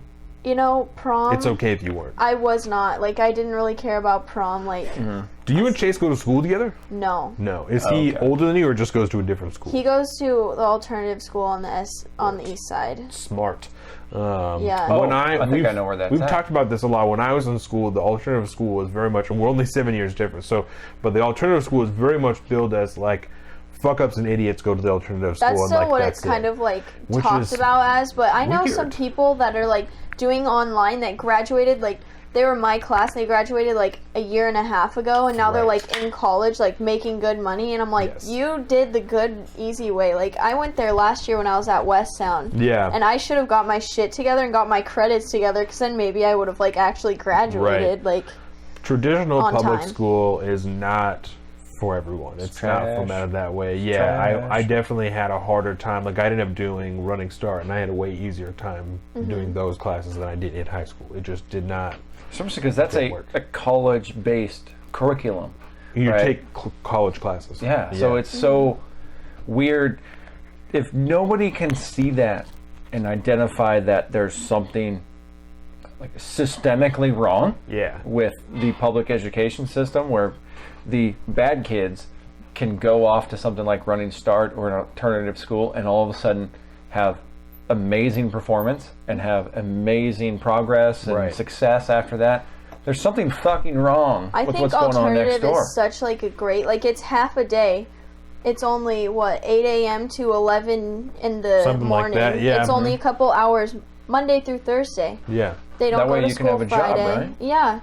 I think it's, and you get so many credits. Like Chase gets like 9 credits a year. It's largely self-paced, right? Like, you can do They do give less you- work or more work. They and like kind give of- you all of your work because it's in 6 weeks. They go by hexes. right. So they give you all Hexes. of that work. And Interesting. then you turn it in as you go. And then if you don't finish it, you still have like 2 weeks into the next hex to still turn stuff in and receive the grade. Really? That's it's pretty nice. awesome. Yeah. So the thing you were looking forward to graduation. I did So, want, like, because my best friend's going to the Marine Corps, Ainsley, and me and her were walking buddies, like, Oh, through okay. high school, like, we're walking buddies, and then, like, right as soon as graduation, Yeah. we were like, well, we're not walking buddies, let's take senior pics together then. Do you feel like, because by Carolina, because when Jordan and I were in high school, I was dating a different girl, and so I was supposed to take Jordan to prom, and I like asked her, and like we had a whole plan to go and everything, and then the girl that I was dating became really, really weird about me going, and was like kind of, I'm not comfortable with it, blah, blah, blah. And so I was like, Jordan, I can't take you, like, it's just fucking causing strife in my life, and I now obviously wish that I would have gone to prom with her, because Jordan and I are married, and this girl is not in my life anymore at all. So do you think, not that it's the exact same thing, but do you think that it's something that you'll think about years down the line that you're like, man, I really wish that I would have I mean, got to walk that? That's kind of a hard question probably, to answer. But like, yeah, probably. yeah. I feel like you would know at this point. Yeah. Mm-hmm. Yeah, because if it affects you now in some small way, it will later.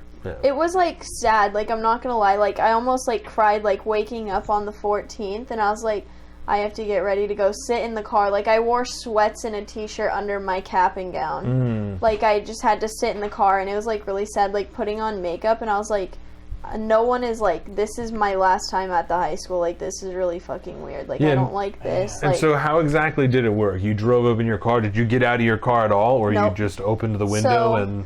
my dad drove me through because we had to have someone else driving us. Yeah. But they made it at fucking noon on a Thursday, so my dad had to take the day off work The to fuck? drive me through. I had an employee of mine he took the day off so that he could drive. That's so his goddamn thing. stupid. Yeah. Fucking so we school just, district, dude. Yeah, We just like drove through. There was like a stop, and you got like At the high school? Yeah, like a senior packet and like a cookie. And then you drove like through again, and Here's then the you cookie. like stop, and there's like this big like arch thing like you'd get married under that you drive under, and then the lady's like, "What's your name?" I'm like, Shelby Freeberg, and then she's like, Shelby Freeberg, and then they like hand they Oh, hand that's you, fucked up. Yeah, they hand you it on like Damn. a platter. They hand you your diploma holder on a platter. Contactless graduation. Like they hand you your Shit. fucking Taco Bell or something. Like have you Yeah. went there and they have Oh, to hand yeah. it on a tray. They dump the change out into your hand like you're a fucking peasant. You're Yeah. like, okay? Yeah, exactly. Damn. And then That's you cold. just drive through the rows of senior parking and wave at all of your teachers. That's That's cold. when my cap flew off because I was out the sunroof of my dad's truck. I would totally volunteer to be like, no, bro, I will pump my hands 9,000 times with hand sanitizer to like shake a kid's hand and give them their diploma. Fuck a contactless graduation. Yeah. That's dark. It's a dark thing. I will say it is pretty awesome to be able to like to like lather up with hand sanitizer and then go in for a big hearty handshake with somebody after so long. Yeah. That's real, man. I ended up finding my sister-in-law's mom sent her a gallon of hand sanitizer, like a jug of it. She had found it on Amazon, and so we were there, and she gave us a water bottle full of hand sanitizer. And so we had a couple of like little portable things that we filled up, you know. So we have them like in Jordan's car and in my car, and like the baby bag and shit. So I've stayed like, and I got really lucky with Clorox wipes at Costco. So like when I pump gas, yeah, you know, you did Clorox wipe every time I pump gas, you know. And hand you got in sanitizer on the ground floor with those. You were early. I walked into Costco and they were like opening a pallet of Clorox wipes, and I was like, shit, let me get a pack of these. And then like 2 weeks later, I went in, same thing happened, opened up a new pallet. I was like, well, fuck, let me get another pack of these, Doug. So I've had Clorox wipes for days. You know what I'm saying? Yeah. Luck. I'm still working on my initial COVID TP and paper towel supply. Really? Oh, yeah. Damn. I didn't realize how stocked I was, and I gave some away, too, to some people that were in need. Let me ask you this. When COVID first popped off, how nervous were you about the virus itself? Because there were some people who were like, I couldn't give a fuck, like this is not going to be a big deal, and some people who mass buying toilet paper, wearing literal like respirators and gas masks to the grocery store, and like, you know, panic buying ammunition. Ammunition is damn near impossible to buy right now because people got so crazy about it. So what was your initial level of concern for the virus? I was more concerned about making sure that I was safe in public and washing my hands because of my residents. Like, I love all of them. Like, they're all, like, I'm all they have. Like, we're all they have right now. So if I was to pass something, like, that would just, like, I make sure I'm careful because of them, not because of myself. Right. Because I feel like I have a strong, like, I know I have a strong immune system and stuff, and if I got it, I would most likely survive or be asymptomatic or whatever. Right. But I was more thinking about my workplace and keeping those ones safe because I do have direct contact with them, and I don't keep 6 feet, and they need hugs, and they need like a little extra, like hold hands, like I don't wear gloves to hold their hands, or kisses through the mask and stuff, like. And I think that's kind of been the broader message that a lot of people have ignored through this thing, you know, is that it's not necessarily about you, you know, and we've talked about that, I think, pretty consistently, that we just talked about Jordan's grandma, you know, that I was not concerned about myself or Jordan. You know, we're pretty healthy, we take good care of ourselves, babies, small kids, you know, no concern at all. So I wasn't concerned about Dax with it, but I was more concerned that he's giving kisses to Jordan's grandma all the time. They're touching all the time. They live upstairs and downstairs from each other, so they're constantly seeing each other. Jordan stays at home, but I'm still working all the time. Like, I'm going out and seeing 45 other people that are doing whatever they're doing when they leave. And I think like that got lost, you know, by so many people. They're just like, I'm not fucking buying into that. Like, I'm not a sheep. I'm not doing this. I'm not fucking whatever. I don't care. I don't need to worry about that. That it's like you said, like I also am not worried for myself, you know, but there's a bunch of other people that if the asymptomatic thing is as prevalent as it is, you know, then you could be walking around with it and have no fucking idea for several weeks and not ever even know, you know. And I think with the little that we've known about how many people are symptomatic, it's not so much you could be, you probably are walking around in some form of a pre or post asymptomatic phase. Yeah. With the percentage that we're seeing of people that get it. Right. The odds are more like, I don't know if they're actually more likely, but it's not like a 10% chance. Right. You know, I think in California they were like 40% of people. Right, that initial test in LA, and that was weeks ago. You know, I mean, that's got to be 8 weeks ago they did that first. I don't know if you remember that when they first started making antibody tests, they did several thousand people in LA and just gave them all the antibody tests, and it was like I said, like 40% higher than they thought that it originally was for people that had antibodies for it. And so if that's the reality that we find in the end of all this, you know, when we run all the numbers and find out what really went down, I mean, you can walk past someone at the wrong time and cough and kill that person, you know, and it's not no one's intent. It's not because anyone's fear-mongering or you're a fucking sheep. It's because you're a standard person who has no, you know, predisposition to anything, and you're not immunocompromised, you're not anything, you're just good to go, you know? And that's So it's been lost. Just the general consideration of like other people around you for the reality of the situation rather than for yourself or the people in your home, you know? And it's And like I say, dark. a lot of those people, I think, it's carryover energy from other infringements on liberty that we've been experiencing over the past, since the beginning of the year and even before that a little bit. Just focus the attention in the right direction. It's kind of like a lot of people that hate on, Orange Man bad, that just hate on Trump 24/7. Yeah. It's like, God, there is 1.5 million ways to approach this and shit on this guy like 100% legitimately. Right. Why do you got to extend it out to something that gets into like iffy territory? If it's not gray, if it's conjecture, if it's rumor. Same thing with the COVID stuff. No, man, like I work with people.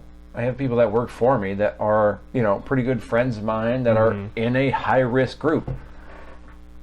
I don't want to fuck around with this thing. I understand that. I think I don't want to argue about the approach that we've all done and all this good stuff because it's no use to Neither look at here that nor thing, there. right? Because we're learning new things every single day. But when I see those people, new studio, bro, it just takes time getting used to it. But I see these people that I work with every day, and you start to think like, if really the only thing that keeps them from getting sick at this point, if I have this thing, is me wearing a mask, why is that such a big deal at this point? Yeah. I get it. I have the Gadsden flag right behind me. You see, it's nice and big and proud. I'm a huge "don't tread on me," government should stay out of my life. But this is not something the government is doing. The government is attempting to react to a pandemic, right? But the pandemic is real. We don't know everything because it's brand new, and obviously the world is a big fucking place, and it's hard enough to determine the facts on like what happens in our own little tiny corner of the world, just in US. But I don't know. You can't put a mask on just to make sure. Can you imagine the guilt you would feel to find out like 3 months later that you were around somebody at a party or something like that on a 4th of July celebration? So people got sick, you didn't get sick, and then somebody died. Even if you don't know if you were a carrier at that point, especially if you didn't know, that what if hanging out over your head, I just don't see like that's something I would want to live with. And that's not to like fall into prey. I don't know if you've heard the government talk about a lot of this stuff. Donovan and I are not real big fans of our governor and his administration and all that. But that aside, when his narrative and approach to all this stuff to try to get people to wear masks and to comply with his stay-at-home orders and all this he appeals to the emotional sense. Like, the reason we won't have any problems with people adhering to a mask thing is because people care about their neighbors, they care about their older loved ones and all this stuff. And I think that's a bad approach to take towards public policy. But in reality, everyone out there has somebody that is probably more susceptible than from what's the right word, other than themselves. That is somebody that's more susceptible that they can, that they actually care about. And they don't want to get sick because the odds are they could die at this point. The death rate may essentially stay static at this point. It hasn't really changed. But the hospitalization rates are changing and going up. I mean, and even if your loved one doesn't die of COVID, if you accidentally got them sick and sent them to the hospital where they almost die of COVID, it's still no better. It just doesn't make sense anymore. Yeah. So and especially with the legal threats now of punishment behind things. I don't know if we talked about it before, but up to if you are found to be willingly breaking the law behind mandatory face coverings, you are legally liable of up to 90 days in jail or up to $1,000 in fines. The sheriffs have also said that there's nothing in there that mandates that they enforce that. No, there's no because it's direct not enforcement branch. it's like an executive order or whatever, but it's not a law passed through through the state, you know. So and that's exactly why the sheriff's office is able to say, like, we're just going to tell people that they should be wearing masks, you know. So which is the thing that I think considering the relationship we have with the police these days, it's probably a good tact for them to take anyways. Right. Let's just focus on like talking to the community and communicating with them why this is important, and not necessarily just saying, well, fucking wear your mask or we'll take you to jail. Right. Which, So thankfully, I haven't heard any cop or law enforcement agency say at this point. yeah. So we'll start moving over to some stuff about your school. So we have, and this will be a little transition for us, that we've seen over the last week a lot of different school districts that are pulling their school resource officer program, right? So they're pulling the police officers that they had assigned to their school out, so they're not having that anymore. Did you guys have one of those at CK? You did? Yep. And I don't remember if we had one at Ole. I knew we had security guards for sure, but I don't think there was like a cop that chilled at our school, you know? I know you I guys did. had a cop that was there all of the time? Yeah. Did you know him? Did he have a rapport with the students, or was he Oh just yeah, like no, a he lunch? was like every day at lunch he'd come walk around. He was just like our security guard. Like he was really social with us. Like during passing time he'd sit in the cafeteria or stuff, but he was like very social and nice. Yeah. Like What's his name? Do you remember? Jason. Jason. He was just posted on First name, Kitsap County's. Officer Jason. He was just posted like on Kitsap County's sheriff's office's Facebook. I saw the picture of him the other day. Oh, him and one other dude? Yeah. So is he the younger of the two? Yeah. Word. Okay. Yeah. And so he belongs to Hermanson or the whatever. Yeah. the county sheriff's office. Mm-hmm. Okay. Kitsap County Sheriff's Office. When I went to school, surprisingly, even back then, mind you, this was post Columbine, so I guess it might make sense. But we had a school resource officer that was there. He was widely despised among the students, mind you. But I gotta imagine it's a size thing, because CK is bigger than Olympic is. And Yeah. so they might have Olympic one. has one They have now. one now, yeah. Yeah. So, and we didn't when I was in school. There was a police officer that like rolled through frequently, but there was Really? not one that was there in the school. No, we had two. like a legit City of Paulsbo police officer. Yeah, no. That was on staff as the student resource officer. We had two security guards, but that's all. We just had the two security guards, Miss Katie and Mr. Mike. And they were both private really- security. No, they were employed by the school. No, I mean like they weren't like a state agency. They were. Oh like they a were security firm. Yeah. No, they were school employees. Okay. They were not even Hired outside hires. as- They were school Interesting. employees. Yeah. And I don't know if their title was security guard, you know, but that's what they did. Yeah. They Makes ran you sense. down. I ran from Miss Katie more than one time, so they would they would chase Was you Miss down. Katie there a heavier for- set lady? or- Miss Katie, yeah, she's a big Polynesian lady. so she super fucked you cool. up. Yeah, really awesome lady, but she's surprisingly fast, shockingly fast. Like if The Rock was a woman. Still gonna get you. No, Might be a she human wasn't mountain, like but- stacked. She was just a Okay. thicker lady, you know. And really cool, awesome woman. Also worked at like JCPenney or something like that, like sold shoes. Really cool lady. Yeah, she had a bunch of kids that went through Ole and stuff. So Do you think that's sad though? Like like a super school sad. Yeah, security I remember officer when I has heard to that. I'm like, also why the sell fuck? shoes. Yes. So, okay, so you guys had a proper school resource officer. So let's talk about some things that you learned in school, right? All right. So it's going to feel like a test, but it's not a test because it doesn't matter how you answer. So you didn't have, or at least when I was in school, there isn't like a proper civics class anymore, right? Or I just you finished had a my civics civics. class. Mhm. Word, It's called civics. fucking good.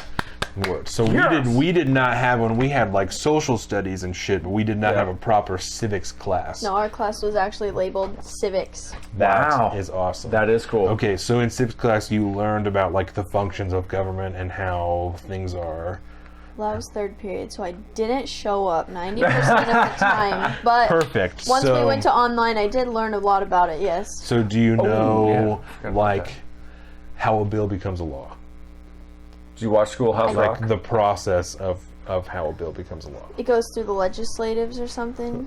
Word. So Yes. that's a good so the process in which a bill becomes a law, right, is it's introduced in either the Senate or the House of Representatives, passes through one passes through the other one, and then goes Which to are the both president. legislative branches of government. Right. Good. And then goes to the president, who either signs it or vetoes it. If he vetoes it, goes back to the legislative branch. They got to get 2/3 majority. Say, fuck you, Mr. President. Yeah, I remember reading about this. Yeah. And the same thing transfers down to the state level, except in this case, instead of the president, who holds the highest executive office branch on the state level, it's your governor, who holds the highest executive level branch job. Yeah.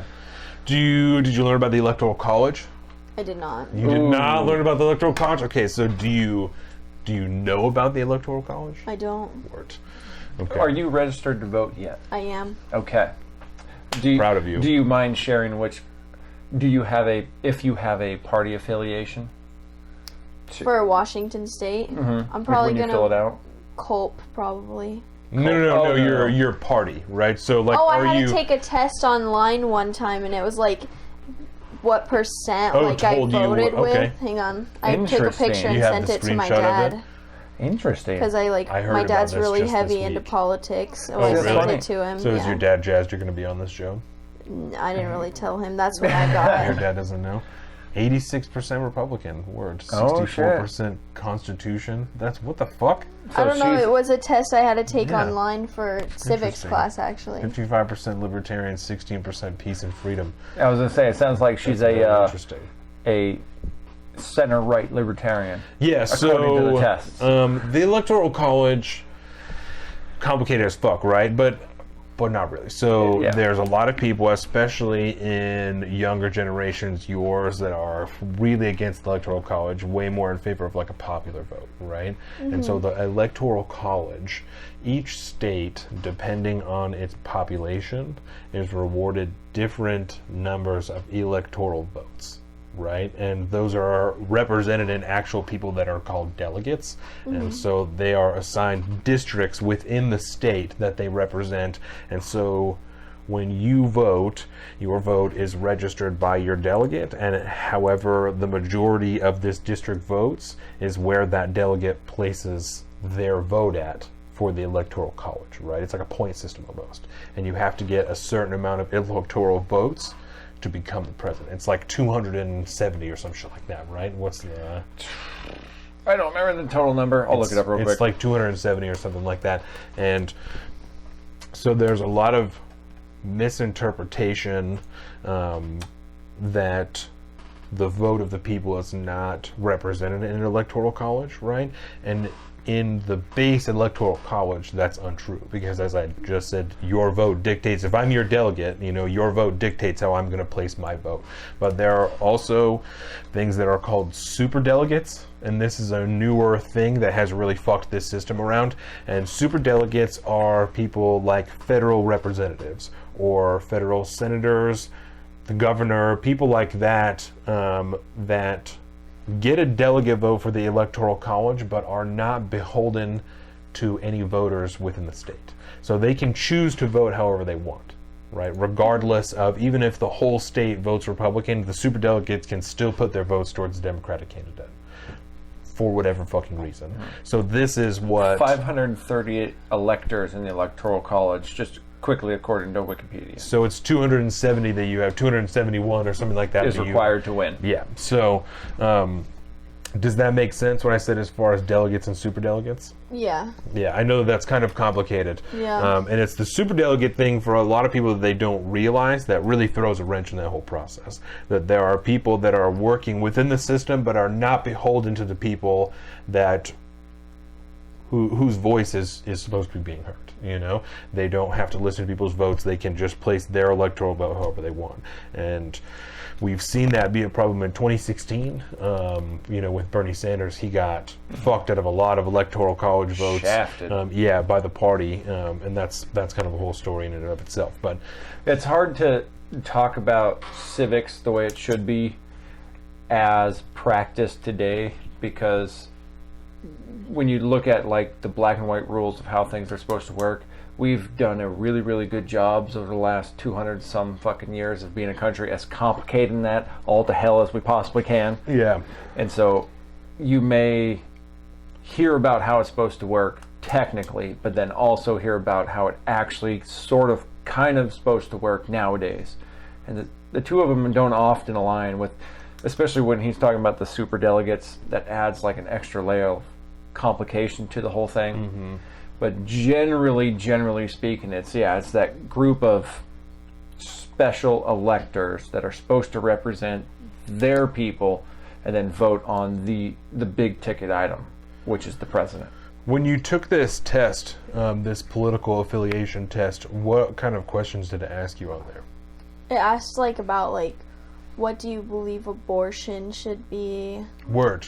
Cool, because that's the kind of stuff that I'm going to ask you now, right? Cool. As long as you Okay. feel comfortable asking those questions or answering those questions. So when you registered to vote, did you register based off of what that told you?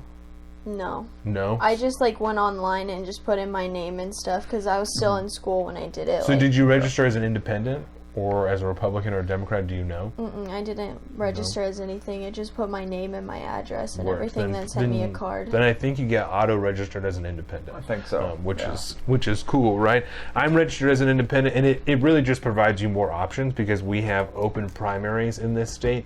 In some states, I forgot my ballot.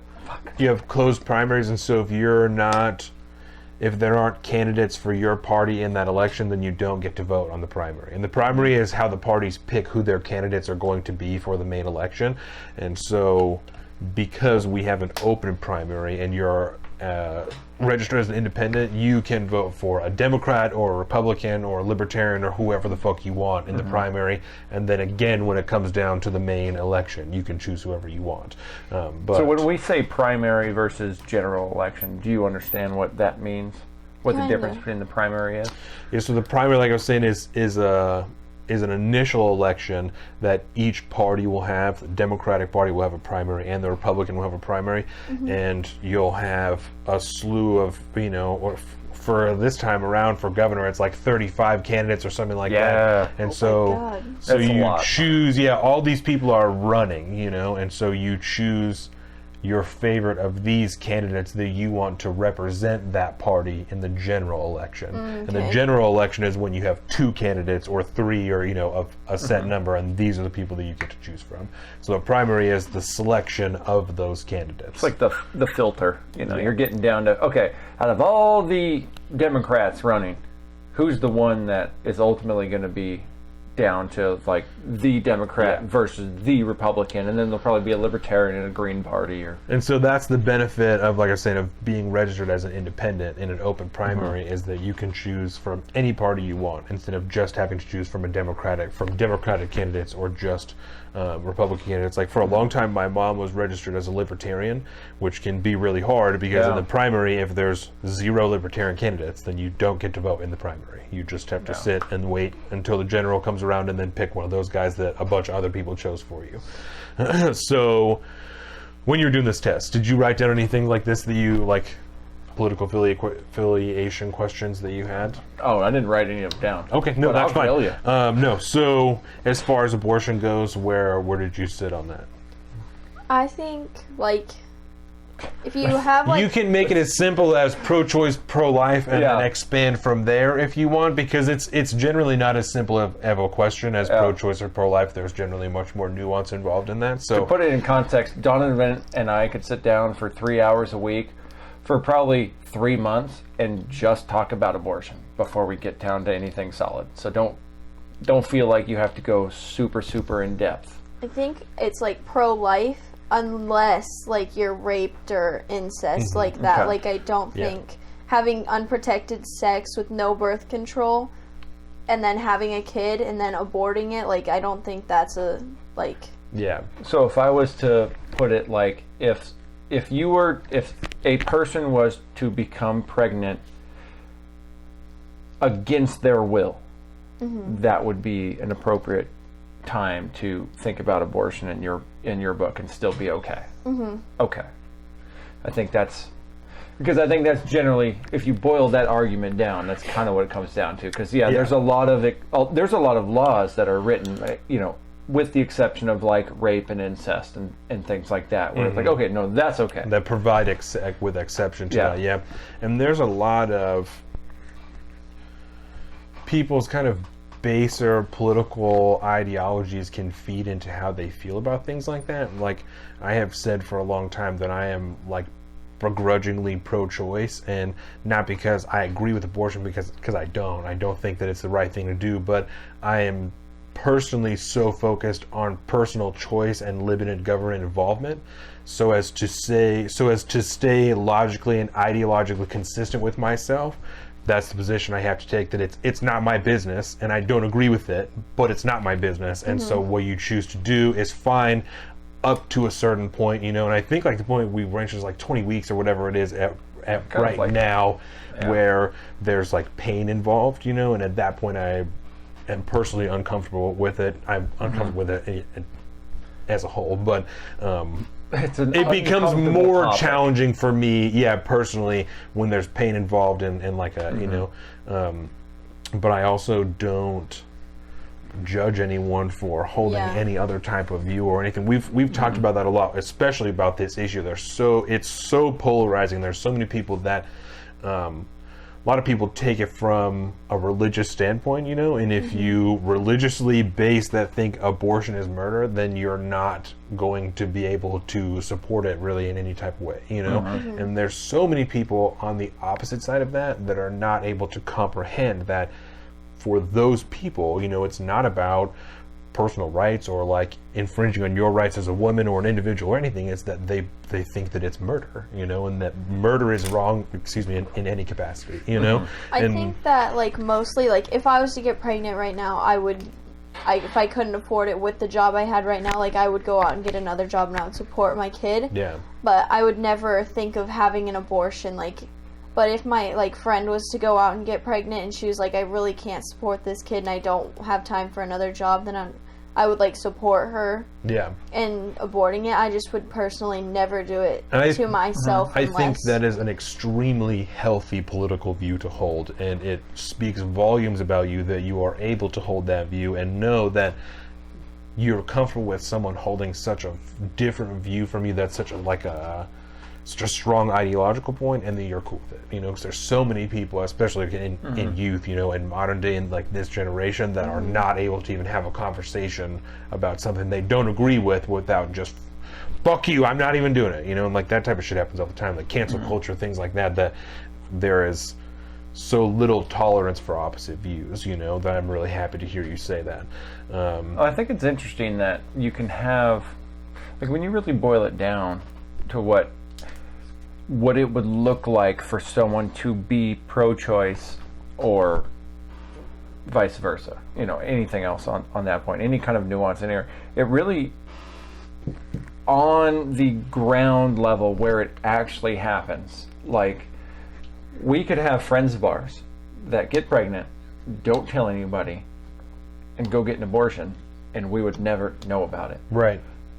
When you really think in that context, that's probably 99% of the abortion cases that happen in America. They literally do not involve anyone else but two fucking people and a unborn child, right? Yeah. The minute you ask somebody their stance on abortion, you're asking to essentially dive into their personal lives and their personal code of ethics and morals and stuff like that for a case that they will probably never have to deal with in real life. Yeah.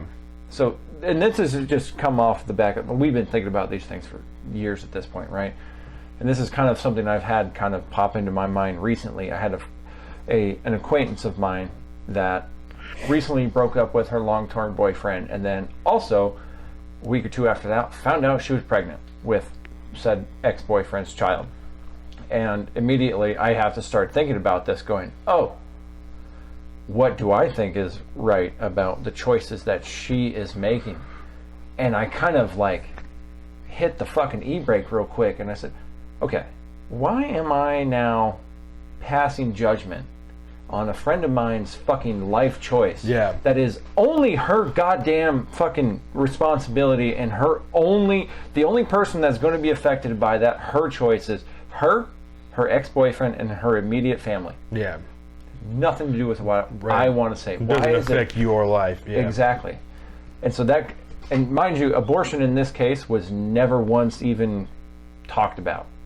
But that idea of that become, in my mind, all of a sudden, oh, okay, well, what if she's thinking about this and this indication because blah, blah, blah, blah, blah. It just makes me think, what if abortion is one of those conversations we should not be having? It should just literally be between one person and their partner, because obviously it takes two people to make a baby. If those people and their doctors, their healthcare providers, whatever the fuck, and their families, why does anybody have any say over what happens in that private scenario? Yeah. Because if something were to happen and they go through with an abortion, or they decide to get an abortion, or whatever it is, the only people that are ever going to know are them and the people they may tell. Why the fuck is that anybody else's business? Yeah. It's been kind of a radical change, but, you know, with that understanding of maybe this is not something we should even societally be discussing amongst whether it's okay or not. Does that affect your thinking on abortion at all? Just bringing that idea up? No. Like, No. no. Is that because it is more a personal thought about whether or not this is something that you would do given the situation? I just personally, like, I just don't think I would ever, like, Yeah. I would never feel the need to get an abortion. Like, But if a friend of yours got one and she told you about it, I would support her. Right. Like, that's my friend and all. Like, Yeah. she did it to her Her body choice. and her. Yeah. It was her and the father's decision. Like, it's not mine to be, you fucking killed a baby. Like, that's awful. Like, if it was what's best for the baby, like, I wouldn't want the baby to come into a life it doesn't deserve. Like, that makes a lot of sense Yeah. to me. And you don't think this is like too taboo of a subject for people to be discussing, especially like kids your age? You don't think that that's...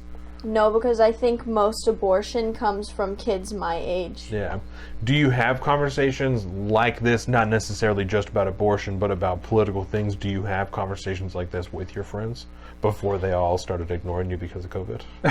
I like, you know, sometimes I do. Like, me and Haley and her boyfriend Reese, like, Reese. Reese, yep. Word.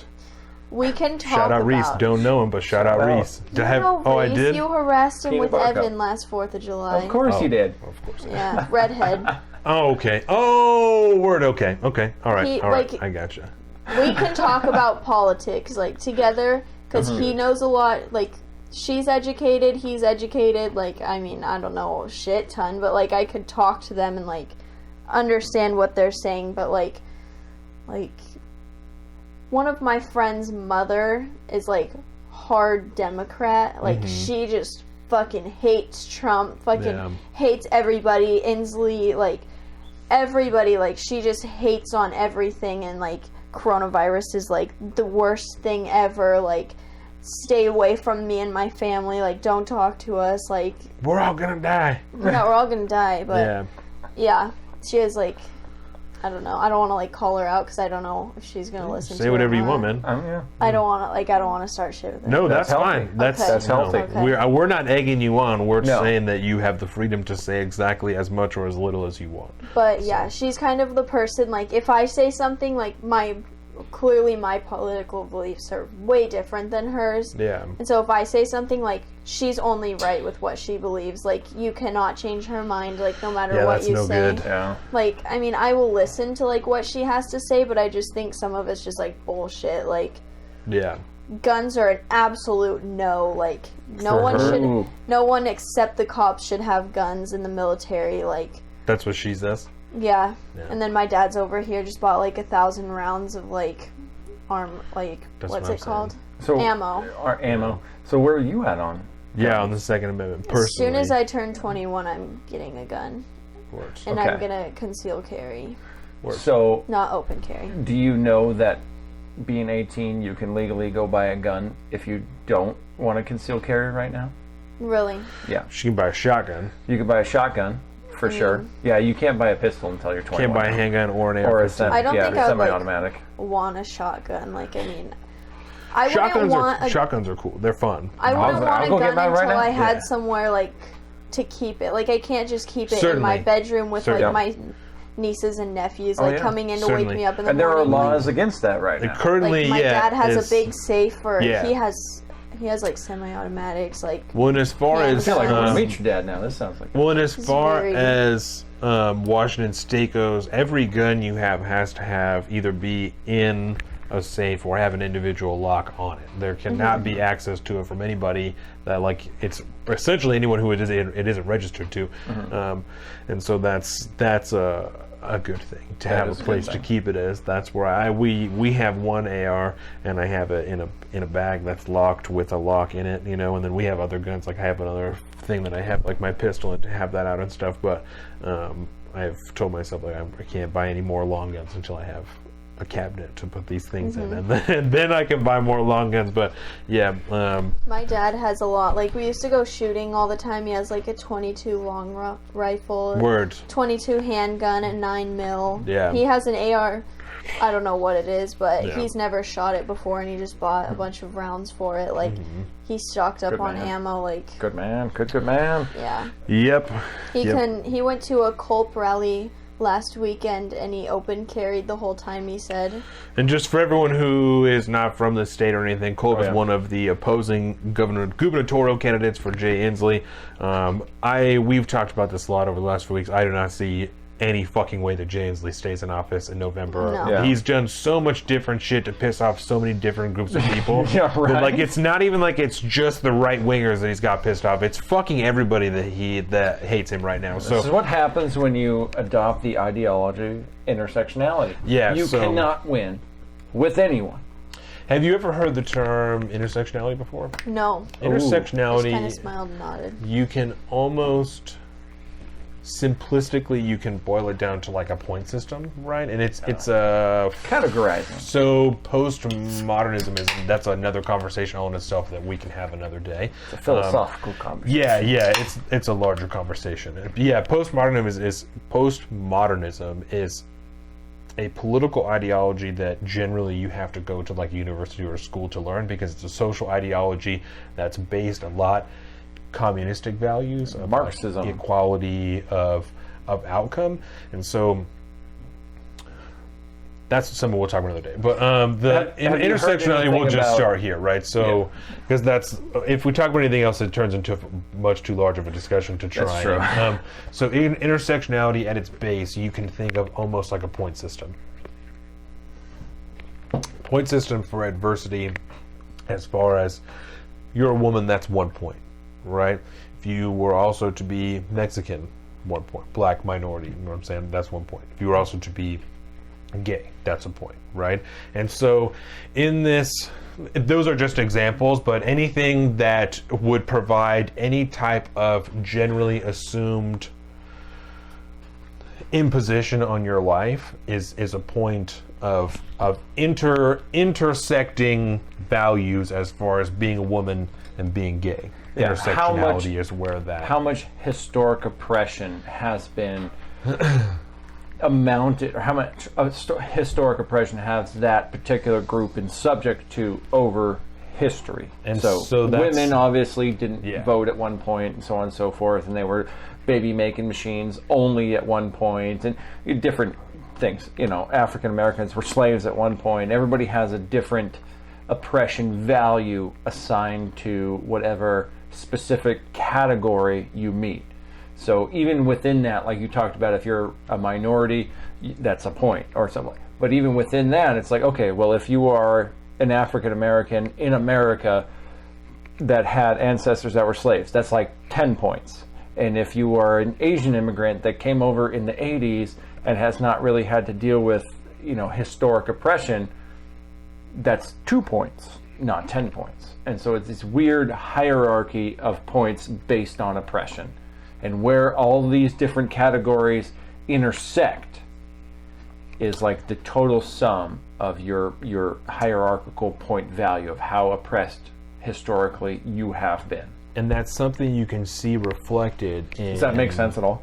Mm-hmm. Okay. And that's something you can see reflected in a lot of social media, right? Especially in social movements and stuff like that. If you think about videos that you've seen from social movements, especially radical stuff, when there's, you know, a lot of chaos going on and stuff like that, people being told that their voice is less valuable because they're white, you know, or like these people need to be heard because of this thing, you know, not an ideology of free speech because everyone has something to be said, but these are people that, and I don't mean specifically this movement that's going on right now, but that's in general, that intersectional movement. It can be used to rank the importance of what people have to say, you know, because of applying things like white privilege and stuff like that to people's opinions that reduce their point, you know, value in this intersectional scale. You know what I'm saying? Can you think of, and not like, I'm not asking you to like come up with an example, but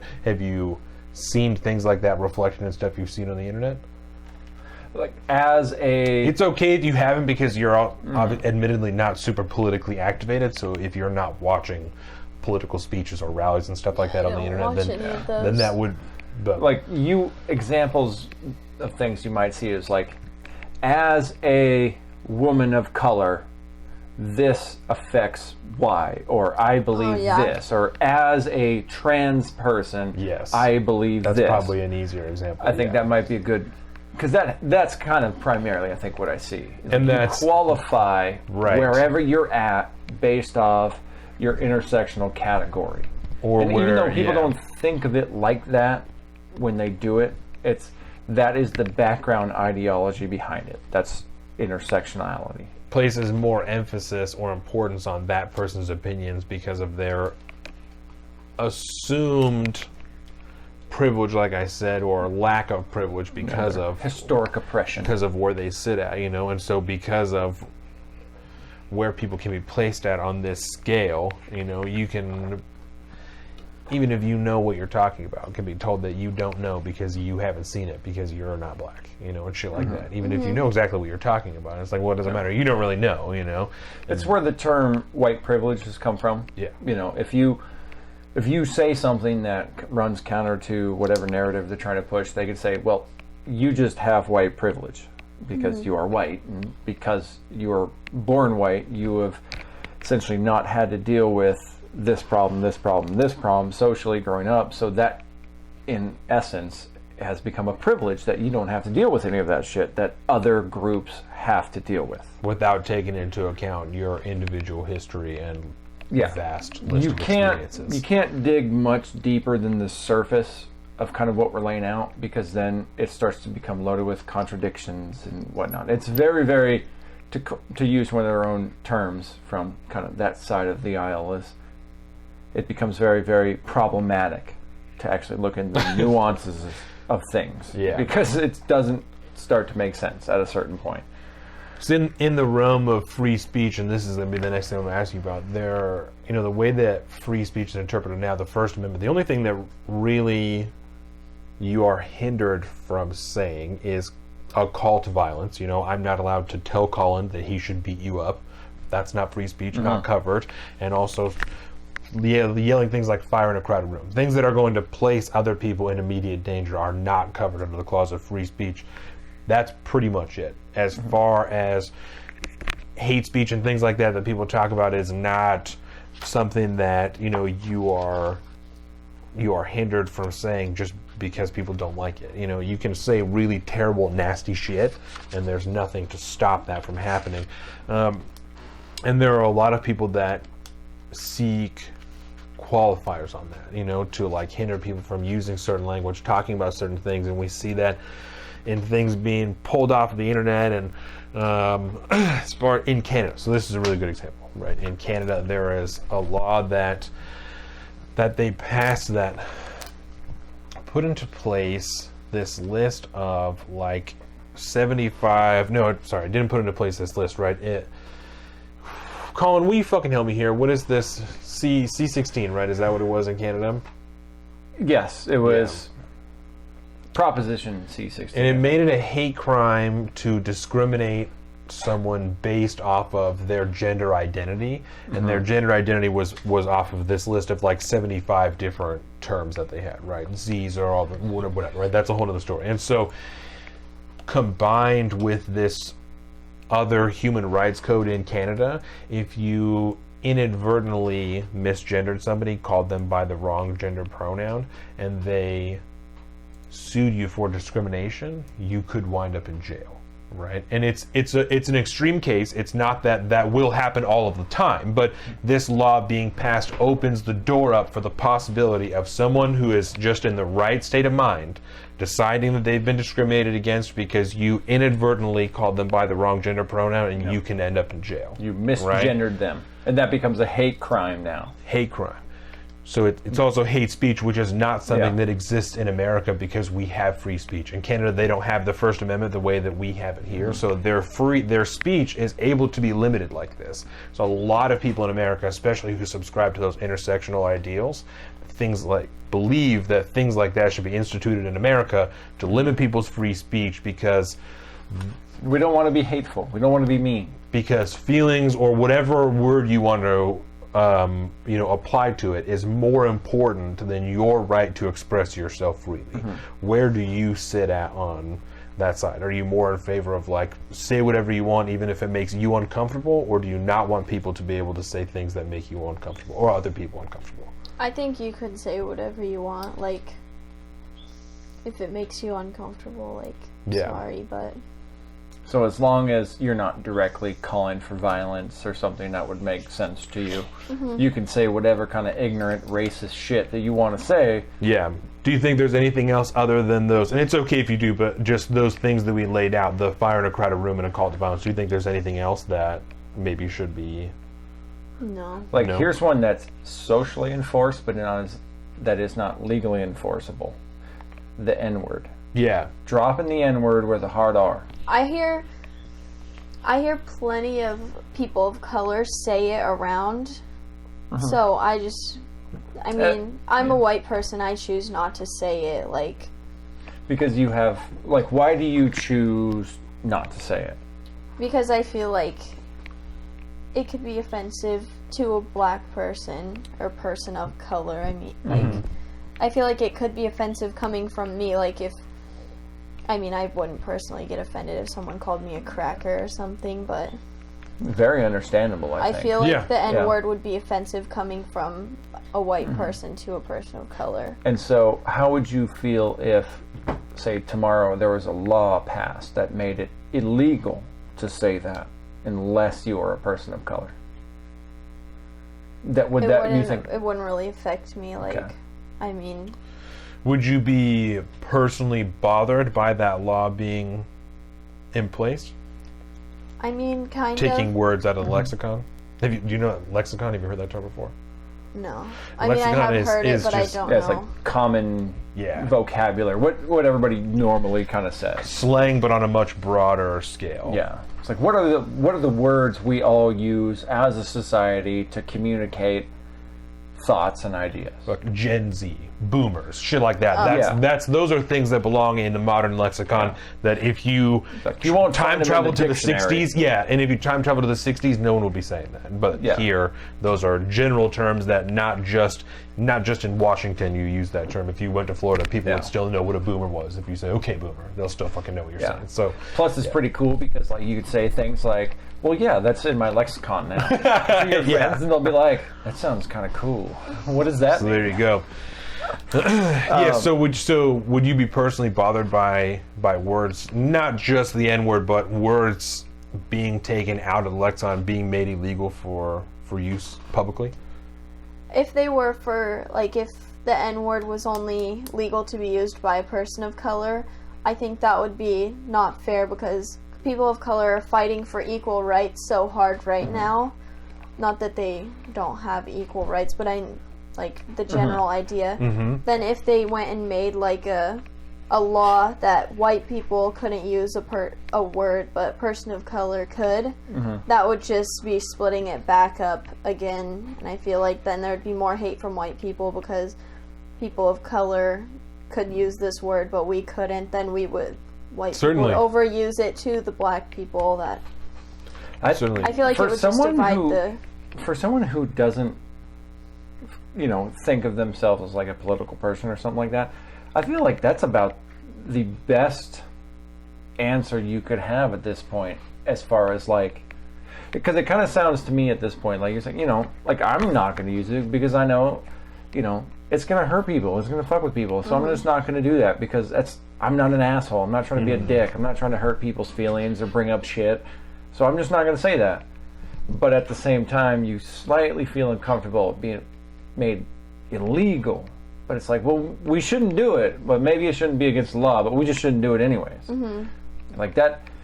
For somebody who doesn't seem to be as involved in kind of like the world that we inhabit as far as political and ideological and all this good stuff, that sounds like a pretty straight and narrow kind of, path to be on. And I'm not going to say it's surprising, but I'm going to say it's very refreshing to hear from someone who's not, we'll say, politically active. Yeah. It seems very, very subtle but nuanced point of view. And I appreciate that, especially someone from your age. Do you think that a lot of the people that you go to school with hold similar political views that you do, or do you Absolutely not. No, you think that it's very different? What makes you say that? My school is very School was. My school was very There you go. You're an adult now, baby. That's right. I still see them posting on Instagram and stuff, very feminist, all I've seen on Instagram from all of the girls I went to school with was Black Lives Matter. I've posted one thing, the Blackout Tuesday thing. I posted that. I participated in that. I think yeah.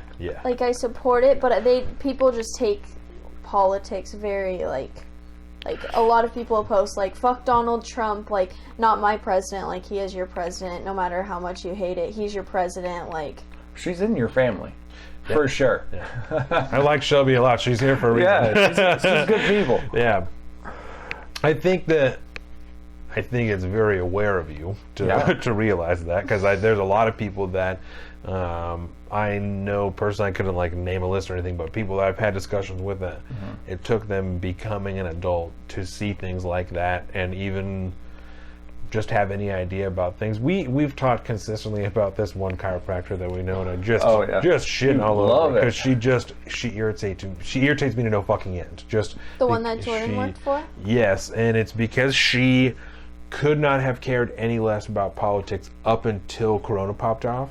And then it was like she's been in it her whole life. She was just throwing around articles that were untrue and asserting all kinds of things and saying shit that wasn't validated and using her position as a doctor to say all this shit and just political articles that were unvalidated and things that were contradictory. She would say things in the Post article that contradicted what she was saying and stuff like that. Just very basic fucking mistakes for people who, irritated me to no end about that. And she's older than we are, she's grown. She's almost 40 years old, and it's how do you make it to this old and you don't give a fuck about anything that's happening around you? She's I didn't even know what our governor's name was.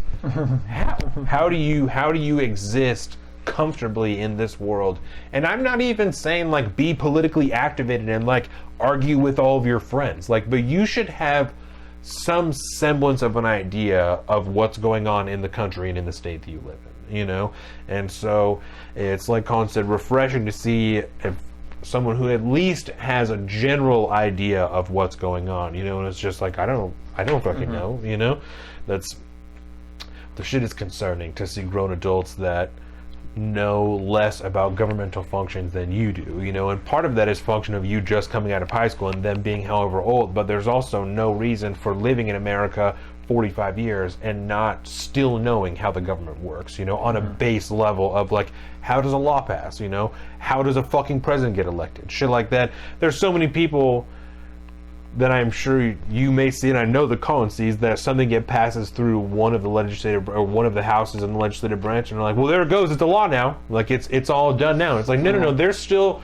two other groups of people that have to argue about it and vote on it and pass it before this is before it's all good, And then you got to make sure nobody challenged it in the court system, which is the judicial branch of government, to make sure they don't overturn that law that it just passed because it's unconstitutional or whatever it is. There's a lot of checks and balances that exist in the system that it appears most people don't understand exist.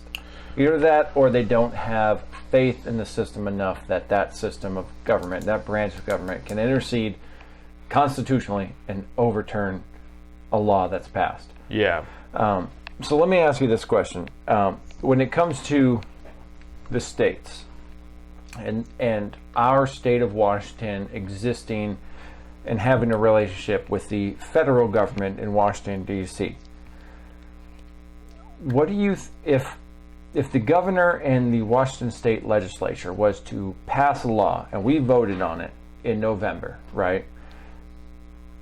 What's the difference in your mind to a state law that we pass here compared to a law passed from the federal government?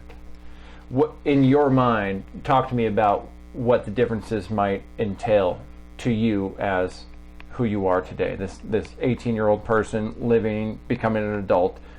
Like a law that was passed in Washington. Yeah, like a Washington state specific law, like cannabis is a great example. Yeah, right? Cannabis is still, marijuana is still federally illegal. It's still a federally banned substance. But I went to the store on Friday and bought this. In Washington state, it's federally and medicinally legal, so you can buy it in a store as long as you're 21 years old.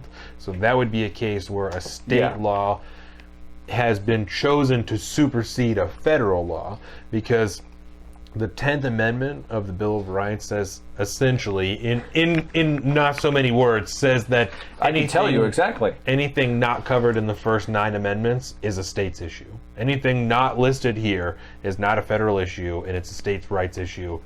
So because they don't mention pot anywhere in the Bill of Rights, there's a pretty good argument that, well, we should kind of decide it as a state, and the federal government should not tell us what we can and can't do with it.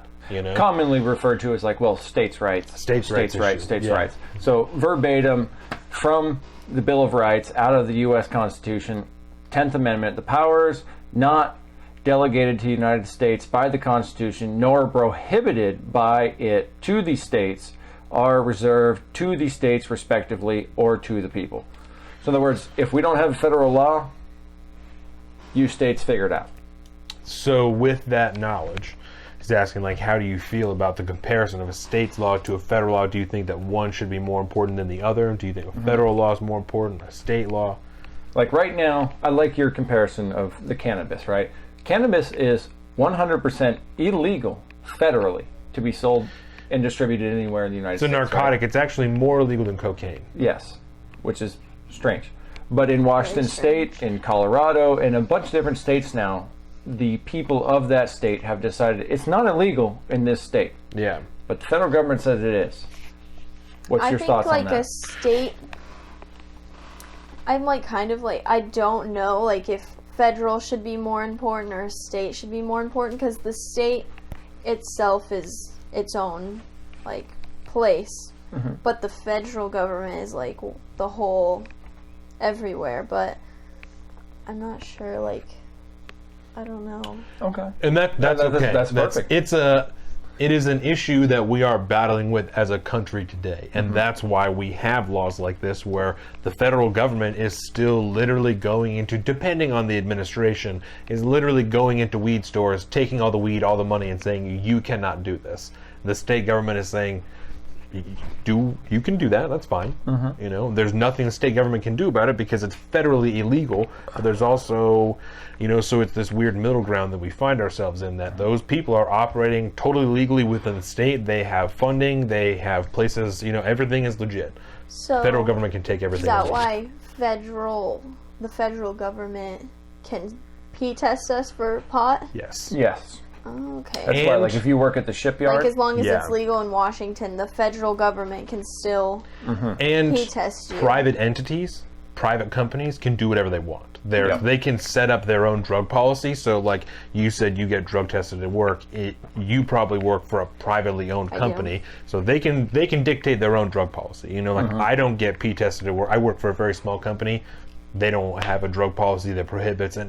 I don't test my employees. He's a part owner of his company. Yeah, You know. they don't have a drug policy that prohibits the use of cannabis. But if we decided we wanted to make that a thing, they could. we could. Yeah. And that's our right as a business to do. And it's not discriminatory because it's federally illegal, and it's recognized as medicine, and you could maybe get some type of medical exemption for it, but it would be 7 million loops of process, I'm sure, to get an exemption for it. It's a total case-by-case thing. But, yeah.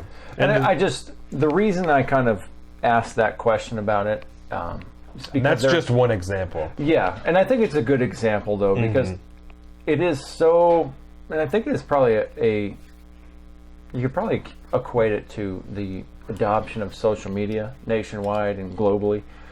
There's so much focus now what happens in the federal government, we'll just say the names of people, like if I was to say Nancy Pelosi, do you know who that is? Yes. Okay, who is Nancy Pelosi? I don't know. I've heard of her name. You know her is name. And that, I think, speaks to my point even more. You know her because she is popular, but you don't know... Her name is popular. Her name is popular, right? Yeah. She is what is known as the Speaker of the House of Congress. And so she is the top chair in the House of Representatives in the branch of government that belongs to the legislative branch. The dominant party in the House of Representatives. Yes. Whichever party has the majority in the House chooses who the Speaker of the House is. Yeah. And that person is essentially like It's like the boss. Yeah, and she's the one who will go with the leader of the Senate to talk to the president. If they're going to try and work on a law together, try and get a bill passed to a law, those three people will talk together. And it's the representative for the House of Representatives. Yeah, and on the state level, we have that too. We have a Speaker of the House of Washington, and we have we have a Senate leader of Washington, a majority leader of the Senate, a majority leader of the House of Representatives, and then they speak together to the governor, stuff like that. It's the same concept, right? And so it's just because I think there's so much more access to free information via the internet and stuff like that, I think the focus on the federal government has become much more popular than stuff that happens on the state level. And it's real easy to get caught up in that, the political goings-on of Washington, D.C., and President Trump and the Supreme Court and the Congress and all this good stuff than it is to that pulls focus. I mean, for example, would you be able to tell me who your local House of Representative member is? Who represents you? Your federal in representative? the federal House of Congress? No. And that, I don't Do you blame know you for who that. the senators are for the state of Washington?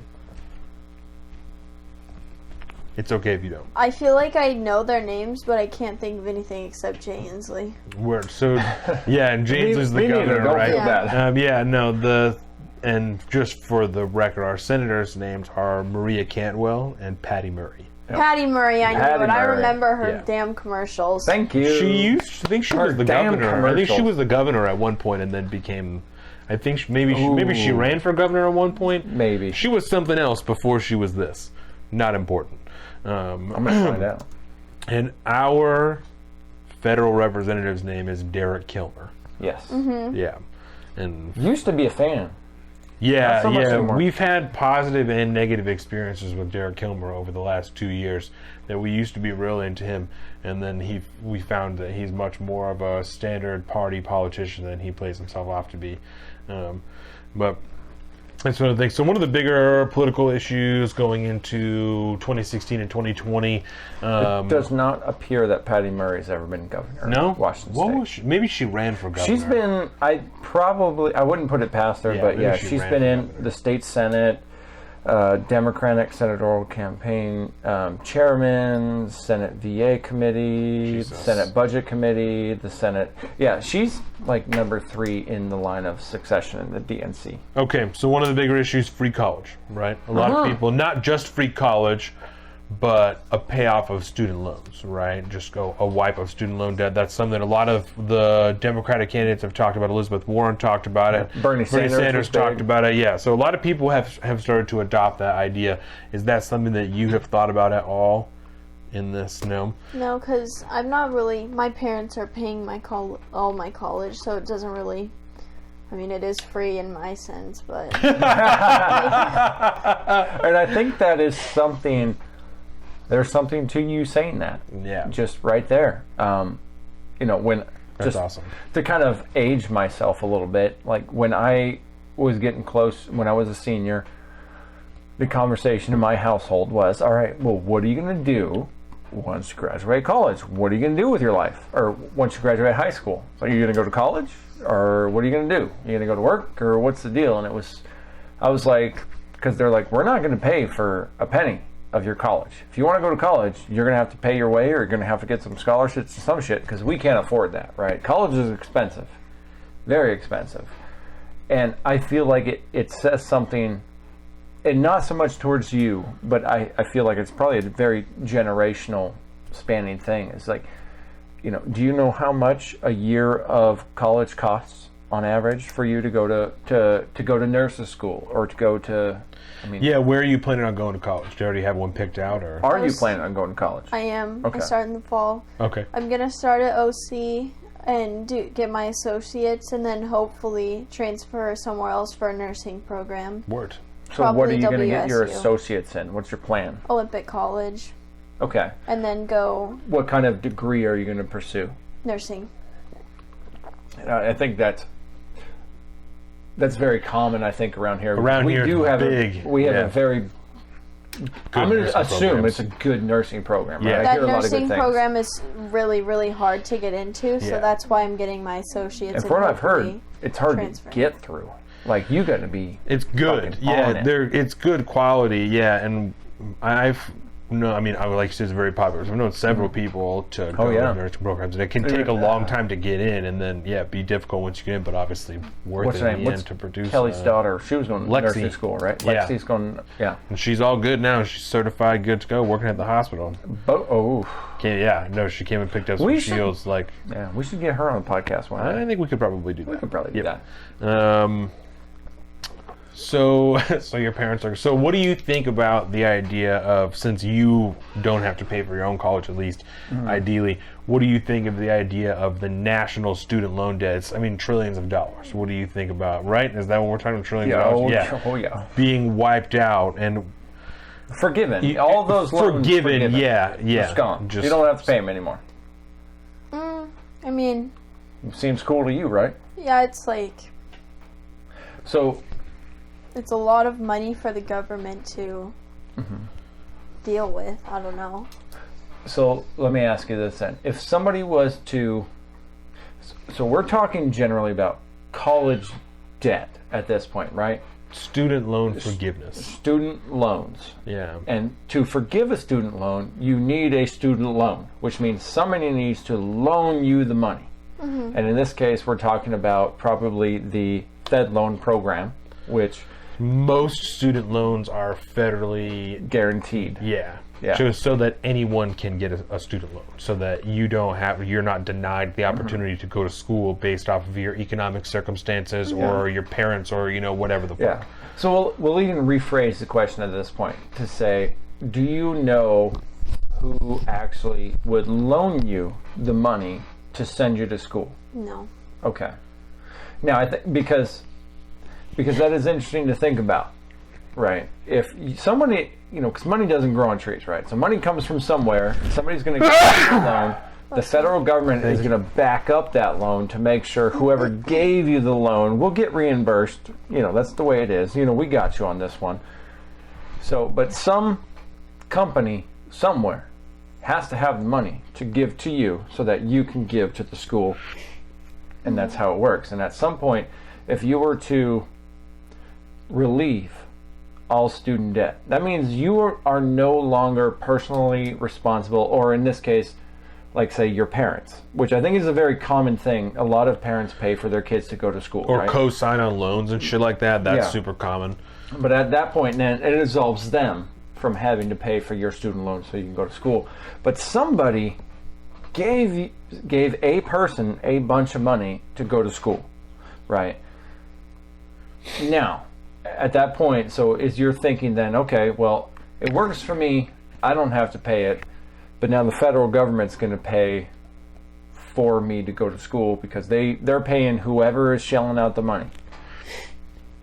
Does that bring any kind of conflicts into your mind about, like who should have to pay that, or who actually gets the money, or so on and so forth? No, not really. So the reason he asked you that, I think, is because for everything you got to think about a funding source, right? You got to think about where the money comes from, right? So he's asking about a federally assured loan because if I'm a bank, right, and I give you a student loan that's federally assured, and you don't pay it back, the federal government's going to give me that money, right? No matter what, I'm gonna get my money. I as the bank, I'm going to get my money, right? Yeah, so that's what I mean when I say and the federally backed loan. And the federal government is funded by the taxpayers, right? So anything that's paid out by the federal government is paid for in tax revenue, in tax dollars that came out of your check, his check, my check when we worked, right? So he's asking about that because if the federal government is to eat the cost of that loan, the taxpayers are the ones that are eating the cost of that loan. That means I'm going to pay for a portion of your loan, Don's going to pay for a portion, you're going to pay for a portion of your loan, your parents are, everyone in the country is at some point going to pay some portion of your loan. And if you're talking about right now, which we are, right, we're existing in a mid-corona United States where we've added $8 trillion to our national deficit, which was $3 trillion before. So we're sitting at a lot. Realistically, $11 trillion. I mean, and a trillion. I think it's even more than that. A trillion is 1,000 billions, right? Yeah. And a billion is 1,000 millions. So to have $11 trillion of national debt, and then to add however much you look up the national debt. I'm going to look up the student loan debt. So national debt by the next. Have you ever seen the national debt calculator? Oh God, I'll show you when I actually type in debt the right way. It's actually, you can go see it in New York City. There's a actual big, huge LED display that shows you like how much it is. And right now, our national debt is somewhere in the nature of $26 trillion, right? Yeah. And some people argue that it's powers of magnitude more than that. But at the end of the day, based off of GDP, gross domestic product, and all the debts we have to foreign nations and all the different things, it comes down to around $26 trillion now. We just added 8 to that. And last year, the student loan debt was $1.5 trillion. And so if you're talking about relieving the student loan, those are just federally insured loans. Those are only the federally insured loans. There are more loans that are privately secured that someone else has to deal with, not the federal government. But so odds are your parents actually went to Fed loan to get you a school loan. We did the same thing for Carolina, my wife, when she went to school. We went through Fed loan. Most people do. Most people do. But there are some people that will go take personal loans out and other things like that. So, but I think the vast majority. So that's another $1.5 trillion they're talking about adding to the national debt that already sits at 26 trillion. After we've just added our 11 to it over since January. It's a lot of money. So that's why he frames the question in that manner. Do you have any personal problems with the federal government eating and the taxpayers eating another $1.5 trillion in debt? It's okay if you don't. It's okay I don't if think you do. it affects me right now. Maybe more when I'm an actual taxpayer. Right now, I just get my paychecks and taxes get taken out, but you're not paying owning property a house tax yet and stuff like that. Which is actually, you'd be surprised that the majority of the tax revenue taken in by the federal government is primarily through things that non-homeowners will do. Property tax is what you pay as a homeowner.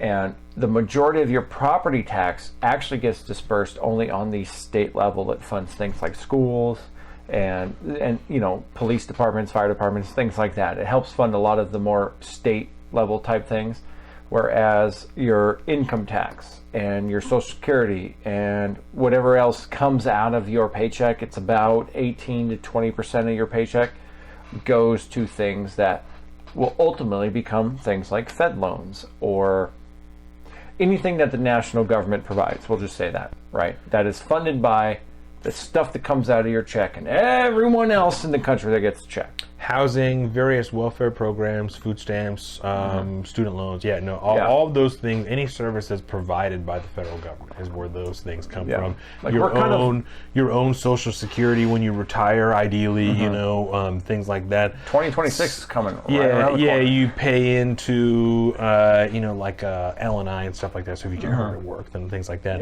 Yep. It's like if you get hurt on the job, you have been paying into the L&I program at some point, right? What the first check you get, there's a portion of that goes to L&I, and that. Do you know what L&I is? Labor and Industries, L&I, comes out of your paycheck. Yeah. And so what that basically does, if you get hurt, or in this case particularly, if you get sick on the job and you have to get hospitalized, L&I is a state-run organization that essentially will help cover the cost, or they will cover the cost of anything that happens to you on the job. Work-related Injuries. Like I myself have been in a, because I've worked in construction most of my adult life. If I get hurt on the job, I immediately can go down to urgent care or the hospital, whatever the situation dictates, and I can say, basically, when you come in, one of the first things to say, well, what kind of insurance do you have? You say, this is an L&I claim.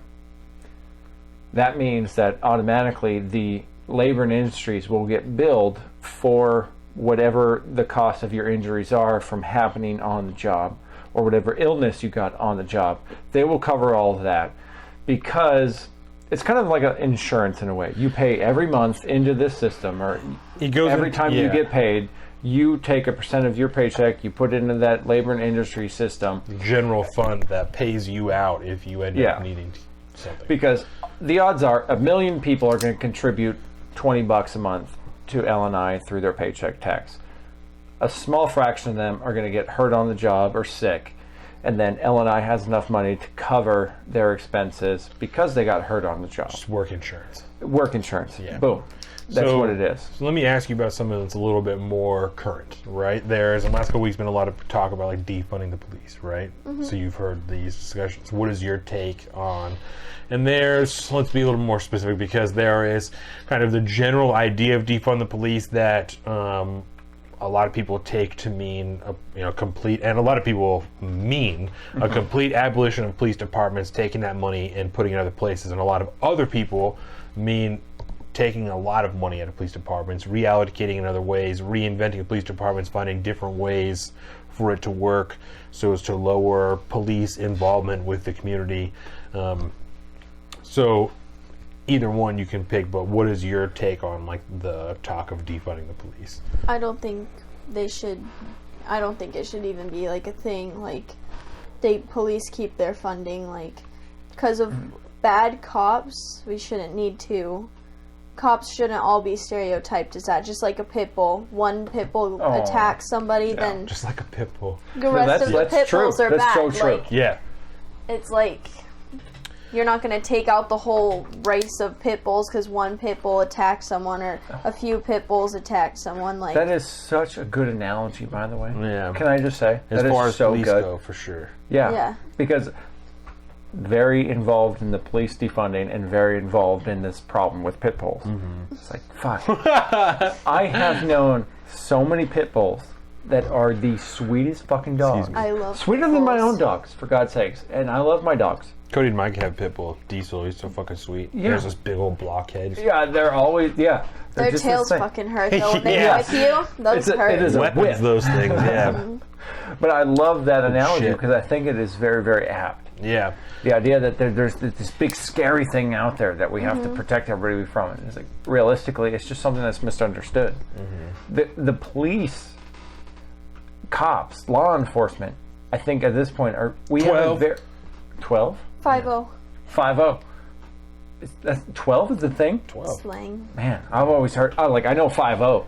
You see- 5-0, fuck, duck down. If you act watch normal. some of the video footage from Seattle, you'll see it says fuck 12. Yeah. And that's But God, I feel so out of the loop. I'm all too these old. people that are saying defund the police, Mm-hmm. what's gonna happen when someone like attacks them? Who the fuck are they gonna call? The police? I Be like, don't yeah, know. sorry, I just like protested against you and like wanted to Mm-hmm. defund you, but can I have your help now? Like, Certainly, and we've seen, just for 2 examples, right? Mm-hmm. We have seen in what they were calling the Chaz. Chaz or the CHOP, CHOP. Oh you my know, the God. autonomous zone or I the follow occupied their police protest. department on Facebook. I Awesome, love right? the posts. So, tell us, you obviously know about the Chaz chop. What's your view on the Chaz? Yeah.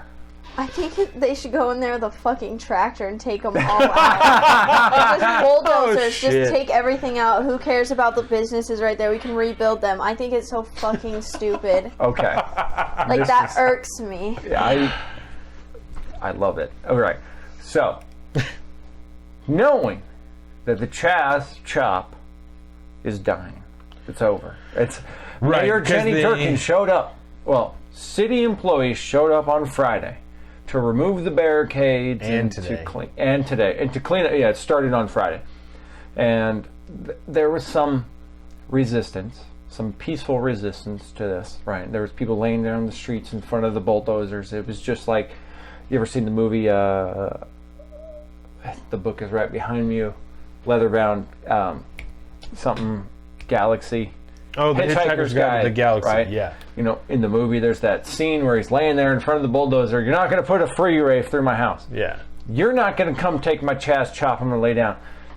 And the mayor of Seattle, Jenny Durkin, has come in. Jenny and- Durkin. Yeah, Jenny On Durkin. Monday, Once just they all got for comfy. record, Go ahead. Monday was the day that she had a press conference, said that it was done. And this came after a week of four shootings and 1 sexual assault. That was, there was a sexual assault and the guy got arrested outside of the CHOP. 1 person died, 3 people shot. This is 4 between people shot, Friday 1 to person Monday, died. right? Yes. Yeah. Over 1 week, there was 4 people shot, 1 Did person the raped. person pass away because they wouldn't let paramedics in, or did paramedics refuse to go in? Okay, so That's complicated. that's but a great question, right? So we will hash this out as good as we can because there's a lot of Yes. things that go into this. there's a So lot. there still are barriers hindering traffic flowing through the autonomous zone, the occupied protest, right? So there's 1 barricade. Can be moved, right? That's something that can be handled. There is also the matter of violence happening within the autonomous zone, which requires the police to go in and secure the scene so the emergency medical technicians can be safe in doing their duties. Yes. So there's a big problem with police being inside the autonomous zone because that's the whole idea is they don't want police in there. So there Started was because they took over the East. the East Police Precinct. So yeah. there's a huge struggle between the cops and the protesters just to try and get in there, right? And so the EMTs are having to wait an extended period of time until the scene can be secured so that it's safe. They can have morphine, they have all kinds of things that can be stolen from them, that can be used nefariously afterwards. Oh, yeah. So there is very legitimate reasons that the scene needs to be safe for them to operate in. Not to And- mention, when you sign up to become a paramedic for a fire department or something like that, you're not signing up to enter into, say, war zones or Yeah. a place like that. That's exactly. Yeah, as a city or municipality employee, which you are when you join a fire department or something like that as a paramedic, there is the expectation of a semi-safe work environment. It's not like being a soldier or even a cop where potentially you will be exposed to danger. That is not exist. You're just supposed when to you be do helping that. people. So Yeah. when all that's happening, there are people outside, the ambulances. You guys are pieces of shit. You guys are whatever.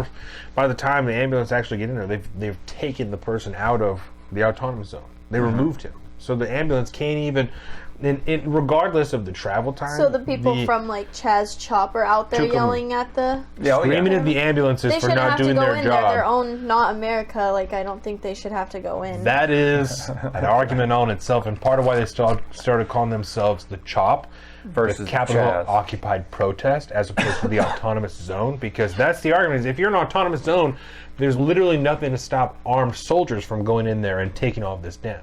But it doesn't look good optically, right? Like from the general public's perspective.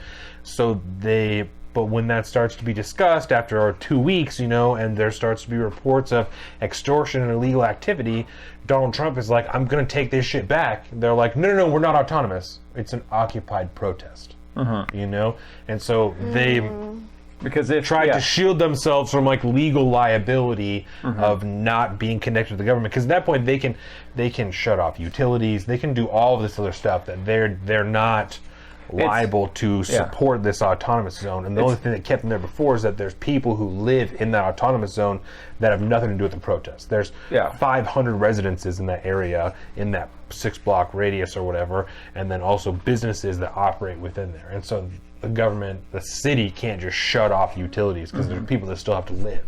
So they found themselves in a really hard position as far as utilities and stuff goes. And this is because they were uneducated about what it truly meant to do what they were doing, right? So by calling themselves an autonomous zone, they're in essence and legally they are seceding from the United States. And the last time that we had a secession in the United States, there was a civil war, because it is illegal to secede from the United States without, I think, two-thirds majority vote of the United States Congress. It's the same thing to add a new state to the Union. Yeah, like if we were to try to bring Puerto Rico as a state. Or Washington, D.C. Yes. As it's being discussed. Exactly. But that's why, they set up this Chaz, and then all of a sudden, it was like, oh wait, if we don't change our name to the CHOP and say that we're not autonomous, we're not seceding from the United States, literally the U.S. government could have walked the military, the actual active duty, not the National Guard. They could have done National Guard, but they could have literally walked Army and Marines right into the Chaz and they could have killed everyone, literally, and been legally okay to do so, because there was a secession from the United States of America. And that the reason I bring this up is because it brings into the conversation the concept of the, we'll say, uneducation or the ignorance of some of these people that tried to do what they did at the Chaz Chop. It's because they don't know what they were really doing. But at the same time, it does bring in to the conversation the idea of what it is they were trying to do. They were just too dumb to do it.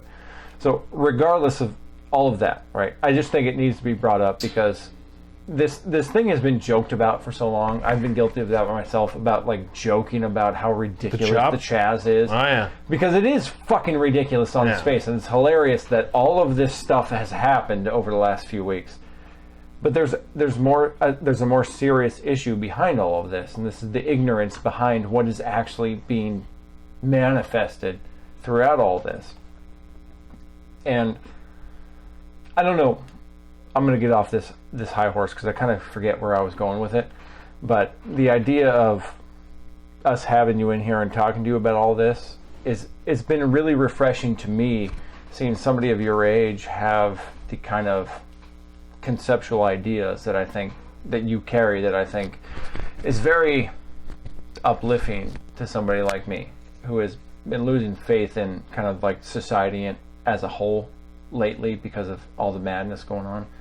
And it's really nice to have you in here, and it's actually, so far, our conversation so far, all the topics we've hit, it's really helped level me out through all this, and it's been really refreshing. So I appreciate that. So let me ask you, of all of the political and social issues that exist, I kind of asked you earlier in the week, which of all these things is the most important to you? Whether it's guns or abortion or welfare, making sure that people have food stamps and stuff like that, or Medicare for all, making sure everyone has probably health Medicare insurance, for all. Yeah. So you're a big proponent of Medicare for all. That's a big, and is cost. So I know we talked a lot about taxes and stuff like that up until now. And so is cost something that concerns you as far as health insurance for everyone goes? Because cost, it's tens of trillions of dollars. So for the $1.5 trillion that we talked about, it'd be a lot of money. Student loans, it's much more than that. I'm not trying to deter you just to have a view of everything. So is that something that you're less concerned about in regards to Medicare for all? Yes. And why is that? Because Medicare, I feel like that could help. It helps a lot of people. Like, half my residents are living on Medicare right now. I'm sure. And Gigi, Gigi? Yeah. She's living in a nursing home where they aren't giving her the care she needs. She's living in memory care when she needs full assisted living, like where I work. But she can't get Medicare to support where she wants to move. Needs to be. Where she needs to be because of her properties that she owns, because she doesn't qualify for Medicare. Oh, okay. Oh, okay. So is this because she owns property is worth too much to qualify? Yes. Oh. So not only an is expansion in terms of coverage for people and for financial liability you would be in favor for.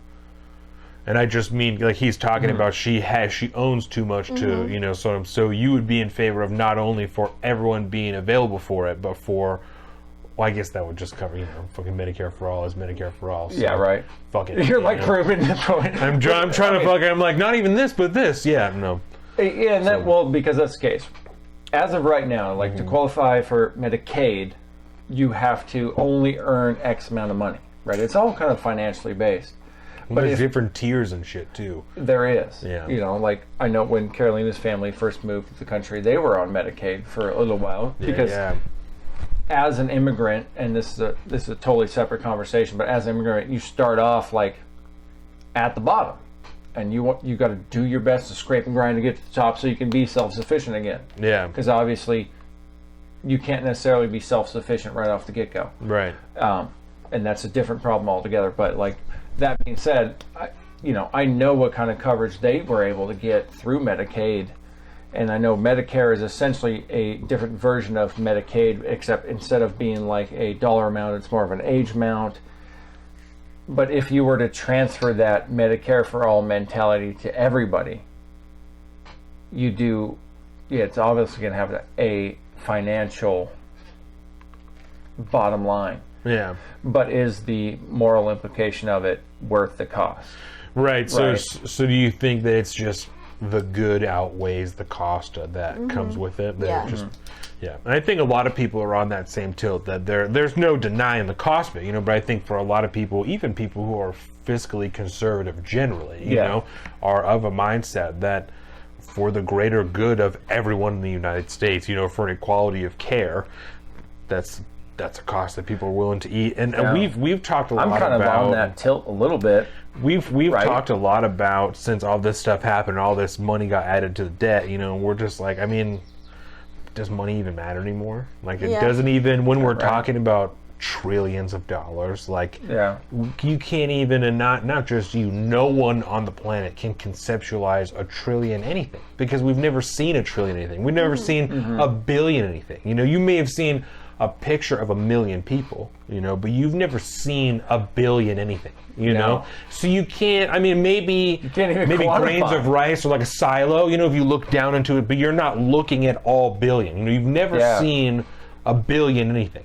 So you can't, let alone conceptualize tens of trillions of anything that's halfway digital to begin with, because money's only barely real as it exists in paper, So it's hard enough to do with like human lives. That's the old thing. Like one death is a tragedy, 1 million is a statistic. Yeah. Well, it's the same thing with money. Yeah. It's like you don't really know what it's worth. So we've had several conversations about like it's hard to even feel motivated to continue to work for money and shit when you're like, this doesn't matter. Like I'm watching a government, the biggest, most powerful government in the world, throw away trillions of dollars and then be told keep hustling.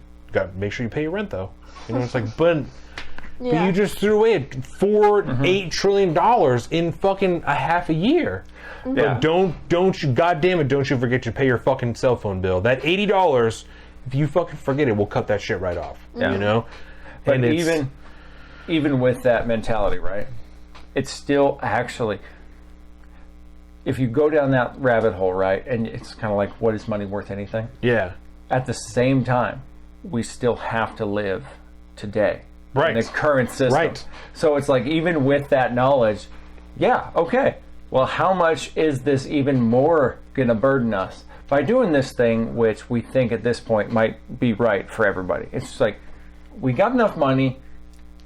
Maybe we don't know how to spend it the right way, but we got enough money that I think we could probably do this if we tried. And I think it would be a good thing because, fuck, it would just help. We have a problem with race relations. Like, Yeah. this is got to be a factor in that. This would Healthcare just would help everyone across the board. If you didn't have to, like, I'm doing okay financially in my life, right? But my wife's healthcare is covered by her work, right? Her employment. But that has been compromised. I don't have healthcare necessarily through my employment. So Right, you have that I'd weird have to get it, non-traditional right? shit. Yeah. But if I was to get the traditional healthcare requirement where if something expensive. was to happen, I'd be okay. Like, I would not be financially okay at that point. Like, I couldn't afford to live the So life. expensive. And so that shouldn't exist, I don't think, in America. Yeah. Because we could do it, and it would be okay, and we could make it constitutional, and all the good things, right? We could figure it out. But the way it's being presented by this Medicare for all stuff is probably not the way to do it. So, like you said, like, it's probably a good idea that we try. Like, I'm a fan of the Medicare for all idea in concept, just not the way it's been presented. But it's kind of problematic because you can want something like that, and due to the implications of it now, you belong to one camp or another. Like, you can't want to vote for Trump and also want Medicare for all. And so it complicates people's positions on things. And he doesn't mean like as a person, but for the general public, you know, they're not accepting of, because people are just so divisive, they're not accepting of even the idea that someone could support Donald Trump, but also be in favor of Medicare for all. Yeah. Someone can't even conceptualize that. Not saying that that's where you are, you know, Yes, but yeah. but if you No were to be at a information that point way. where so even in a more base thing, you're in favor of the Second Amendment, but you also support Medicare for all. Yeah. That generally is like a political contradiction. They're like, well, what do you mean you want to own AR-15 and you want everyone to have medical insurance? How the fuck does that work? You know? Yeah. And they're just generally regarded to be conservative and liberal ideologies, and so it's like people can't even, you know.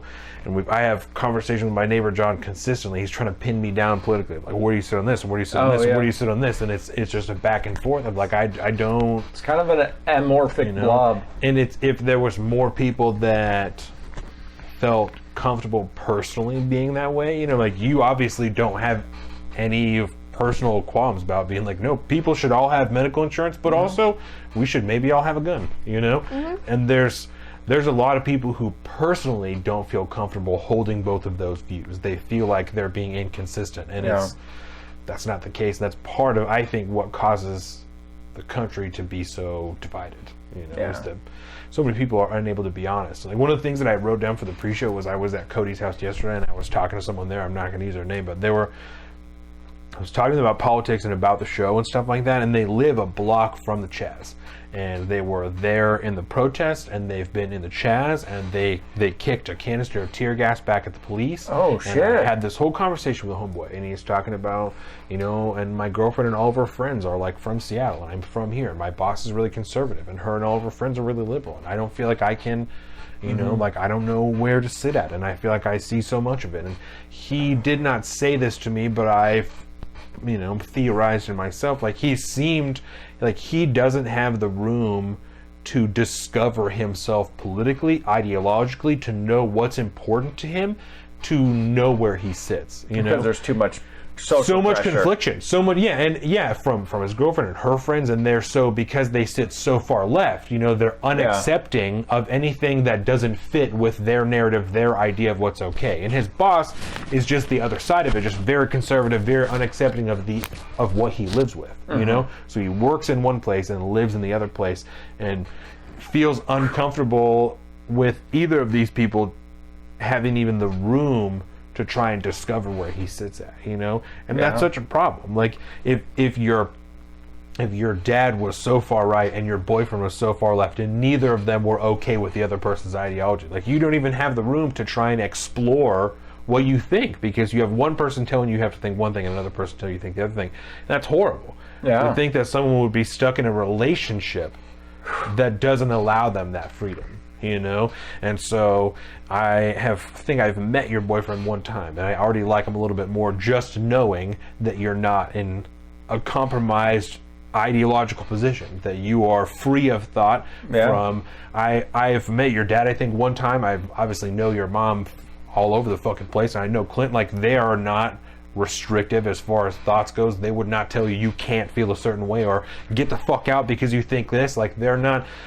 That's so good, you know, just so good that you have that environment and that you've been able to be a product of that you've taken advantage of that, even if you don't know it, you know, but you've allowed your mind to take you there. It's so good. Like, it's just so us good. talking to you so far. I mean, I just said, like, I'm super, like, jazzed that we've had the conversation that we've had so far today, because it's like reinvigorated part of my faith in humanity, because I know that there's a lot of good things happening out there still. There's a lot of people that are still able to grow up in this turbulent time and still be able to like, I don't want to say think correctly, but like freely, when it seems that it is under pressure at like at the highest level it's been in a Can I ask you this, and then we'll get to wrapping up? Do you feel pressure from anyone, whether it's at school or work or at home or anything,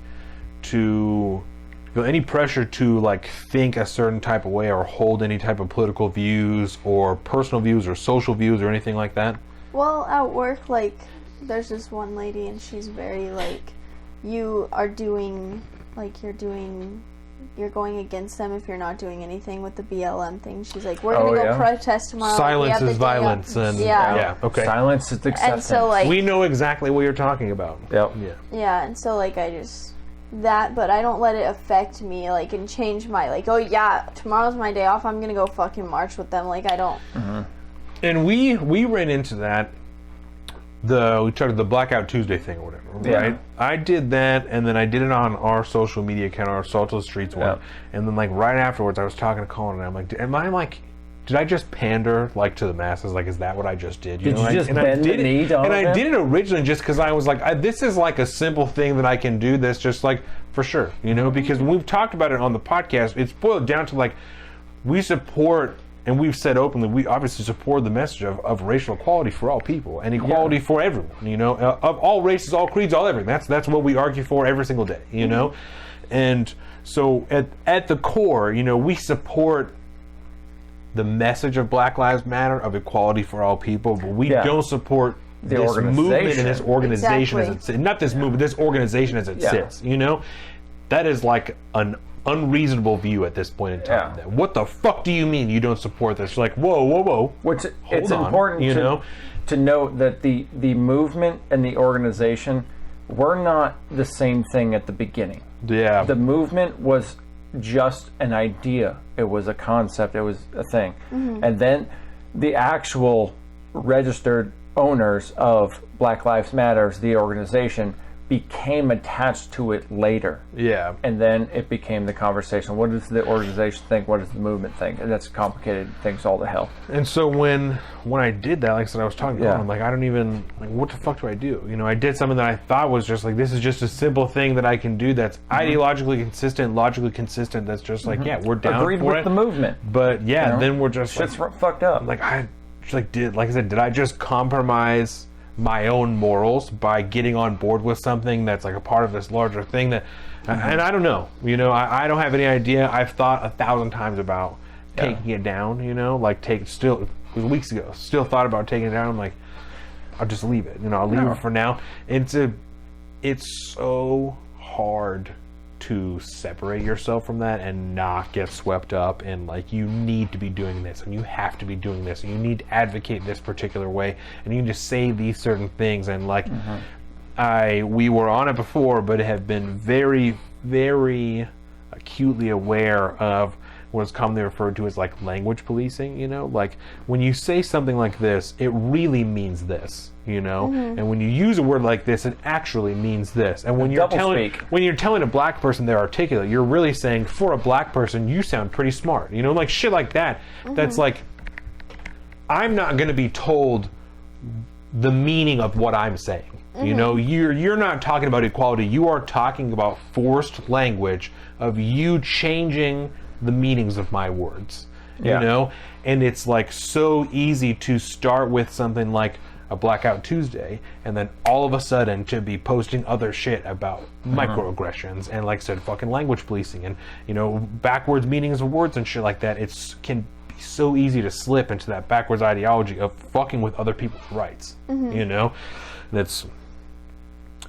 it's sad that that exists even just in your personal, like at your work, you know, but that's the thing. It is toxic on the internet as well. So is that the only place you feel it is at work? You don't feel like that at school? Because I know, I'm sure on social media, you know, a bunch of kids at school are fucking all over the place, but it's fine.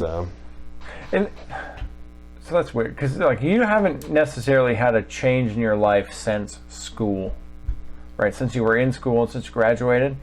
Because of the COVID, that definitional line has got kind of grayed. You just kind of blurred from out of school to now I'm an adult. I don't, that just kind of, you said that and it came into my mind. Yeah. You know, it's weird because we've done that a few times this episode where we're saying, like, you know, in school you do this. We have been referring to it more as like current versus you've graduated already. Was that harder for you to conceptualize without like a big graduation event? Was it harder for you to be like, okay, so now I'm done with school and now all I'm doing is working now? It felt like back in like March was when I was done because I just... So that was the last time you were at school. Yeah, and I just kind of forgot about school and started working like 100-hour weeks, like just going all day, like all week working, like not doing any schoolwork, like going to sleep at 5 a.m. and waking up at like 2 o'clock to get ready for work and leave again. And yeah. Wild times, man. Yeah, I wish I knew how many times I've said that since January. You know, crazy times right now. Shit's crazy right now. Shit's wild right now, dog. Like Joe Rogan called it, bro. It feels like that's last special. Strange times. It feels like that's the only thing that you can really say when someone is like, "Oh yeah, and this," and you're like, "Yeah, dog, crazy shit right now. Like shit's wild right now." You know, I think I saw a meme the other day that was like, talking to June or July, you know, that was like, just come in, don't fucking touch anything, like don't talk to anyone, just move on and like everything will be cool, you know. This year, and we've said the same thing a bunch of times, is that this year has felt so long, you know, so much shit has happened in 6 months that we're only halfway through. To me, you think so? Like, I'm sure working like all that you've been doing is. I feel like it just feels like it's flying. Like I'm like, it's already fucking almost July. Like 4 days, it'll be fucking July. Like yeah. And I guess day by day it does, but like when like the impeachment was still a big thing, you know, like that was just in January. Really? Yes. That's kind of crazy. Yeah. That's what I'm saying, you know, and it's stuff like that I'm like, that feels like fucking forever ago. Yeah. I feel like years ago we were talking about that, you know, and then maybe it's just because every day news has been so much bigger, you know, like even people who didn't consume media before are consuming it now because there's how many cases, how many people are dead, how many this, you know. I'm sure that plays part in it. When you consume news or media, what companies do you get your media from? Like Kitsap Sun. Just local stuff? Yeah, that's all I really like read, and then when I run out of articles, I just don't do anything else. They really fuck you on the articles, don't you? It's like 3 or 5 or something like that a month? I think it's 3 a month. Like, you've reached your max articles, pay this to like read the rest. I was like, well, fuck, I'll read the comments and figure out what happened then. Exactly. Yeah, Kitsap Sun will really get you. So I think that's, you know, we can pretty much move from there. We've done just about 3 hours here, so unless you have any other questions for Shelby? No, I think with that opening up whole new avenues, I think we're good. Do you have any questions before we leave here? No. Okay. Well, this was a fucking great episode. I think that we had a lot of really good conversation. I hope that you had a good time. Yeah. I know that we can both talk a lot, but I think that we had a lot of good questions, had a lot of good conversation, and I'm interested to hear what your friends have to say to you about what they heard here today. Yeah, You know? I'll make them all listen. Well, Yeah. and that would be amazing because that's, like I said earlier, like we don't get, like I don't work with a lot of younger people anymore. Like my access communication-wise to that younger audience has been primarily reserved to social media alone. And it's a really good idea to find out, like, what are these brand new adults that are entering the world? How do they think? What do they think Yeah. about what's going on? You know? And like I said, I've probably said it a couple times so far this podcast. Give me a lot of faith in your own generation. I don't know how many people are like you or can think like you, but if you've gone through the system the way it's been and have gone through COVID the way it has and still come out the way you are on the other end, it's given me a lot of faith in the future. You're going to be all right. Yeah. Thank you. You're going to be all right. Yeah. You got a good head on your Like, shoulders. I ain't worried about it now. Yeah, This is no, good. We're going to be good. okay. And we're going to have you in again soon, and probably fairly frequently. You're going to be our youth correspondent now. There you You're go. gonna- All right. You're going to help Yeah. us Sounds keep good. our fingers on Yeah. the pulse. Do you like to of- write at all? Do you write? No. Oh, okay. I was gonna say, because if you feel like blogging or something, we can always make room on the website. Yeah, the website that you could find is at saltofthestreets.com. Obviously, we have links to it on our Facebook at Salt of the Streets, our YouTube at Salt of the Streets, our Instagram at Salt of the Streets, our own personal social media. I am at Salt of the Street on Twitter and at alpaca_Donovan on Instagram, and he is at Big Bird Offie on both those things. And you are Shelby.Freeberg on Instagram. Instagram. There you go. So the way that we end the show, I know you've listened before. You may not have listened to the entirety of the show because it's so long. We end the show with a fairly inappropriate line from a random TV show. Well, there's a theme to it, They so it's the usually are same, inappropriate. it's the same TV show, but it's like random episodes, and so it's a secret. So whoever guesses the TV show first wins a T-shirt, right? So the first one that we did was It's Always Sunny in Philadelphia. Have you ever seen that show before? Yeah, so we did that for like a fucking year before anyone figured out what all the random lines were from, Yeah. and then they won a T-shirt. So that's what we do. So that's how we end the episode every week. So let's see here. All right, Colin, you got to make sure that you lock your wife down, right? Because I made the mistake. And if my wife and I split up 50% of my time, I would have to spend 100% of my time with my kid. And right now I'm rocking like a 50% coverage 30% of the time, and you cannot beat those numbers. That's a lot of numbers. You can't beat them. Can't beat 'em.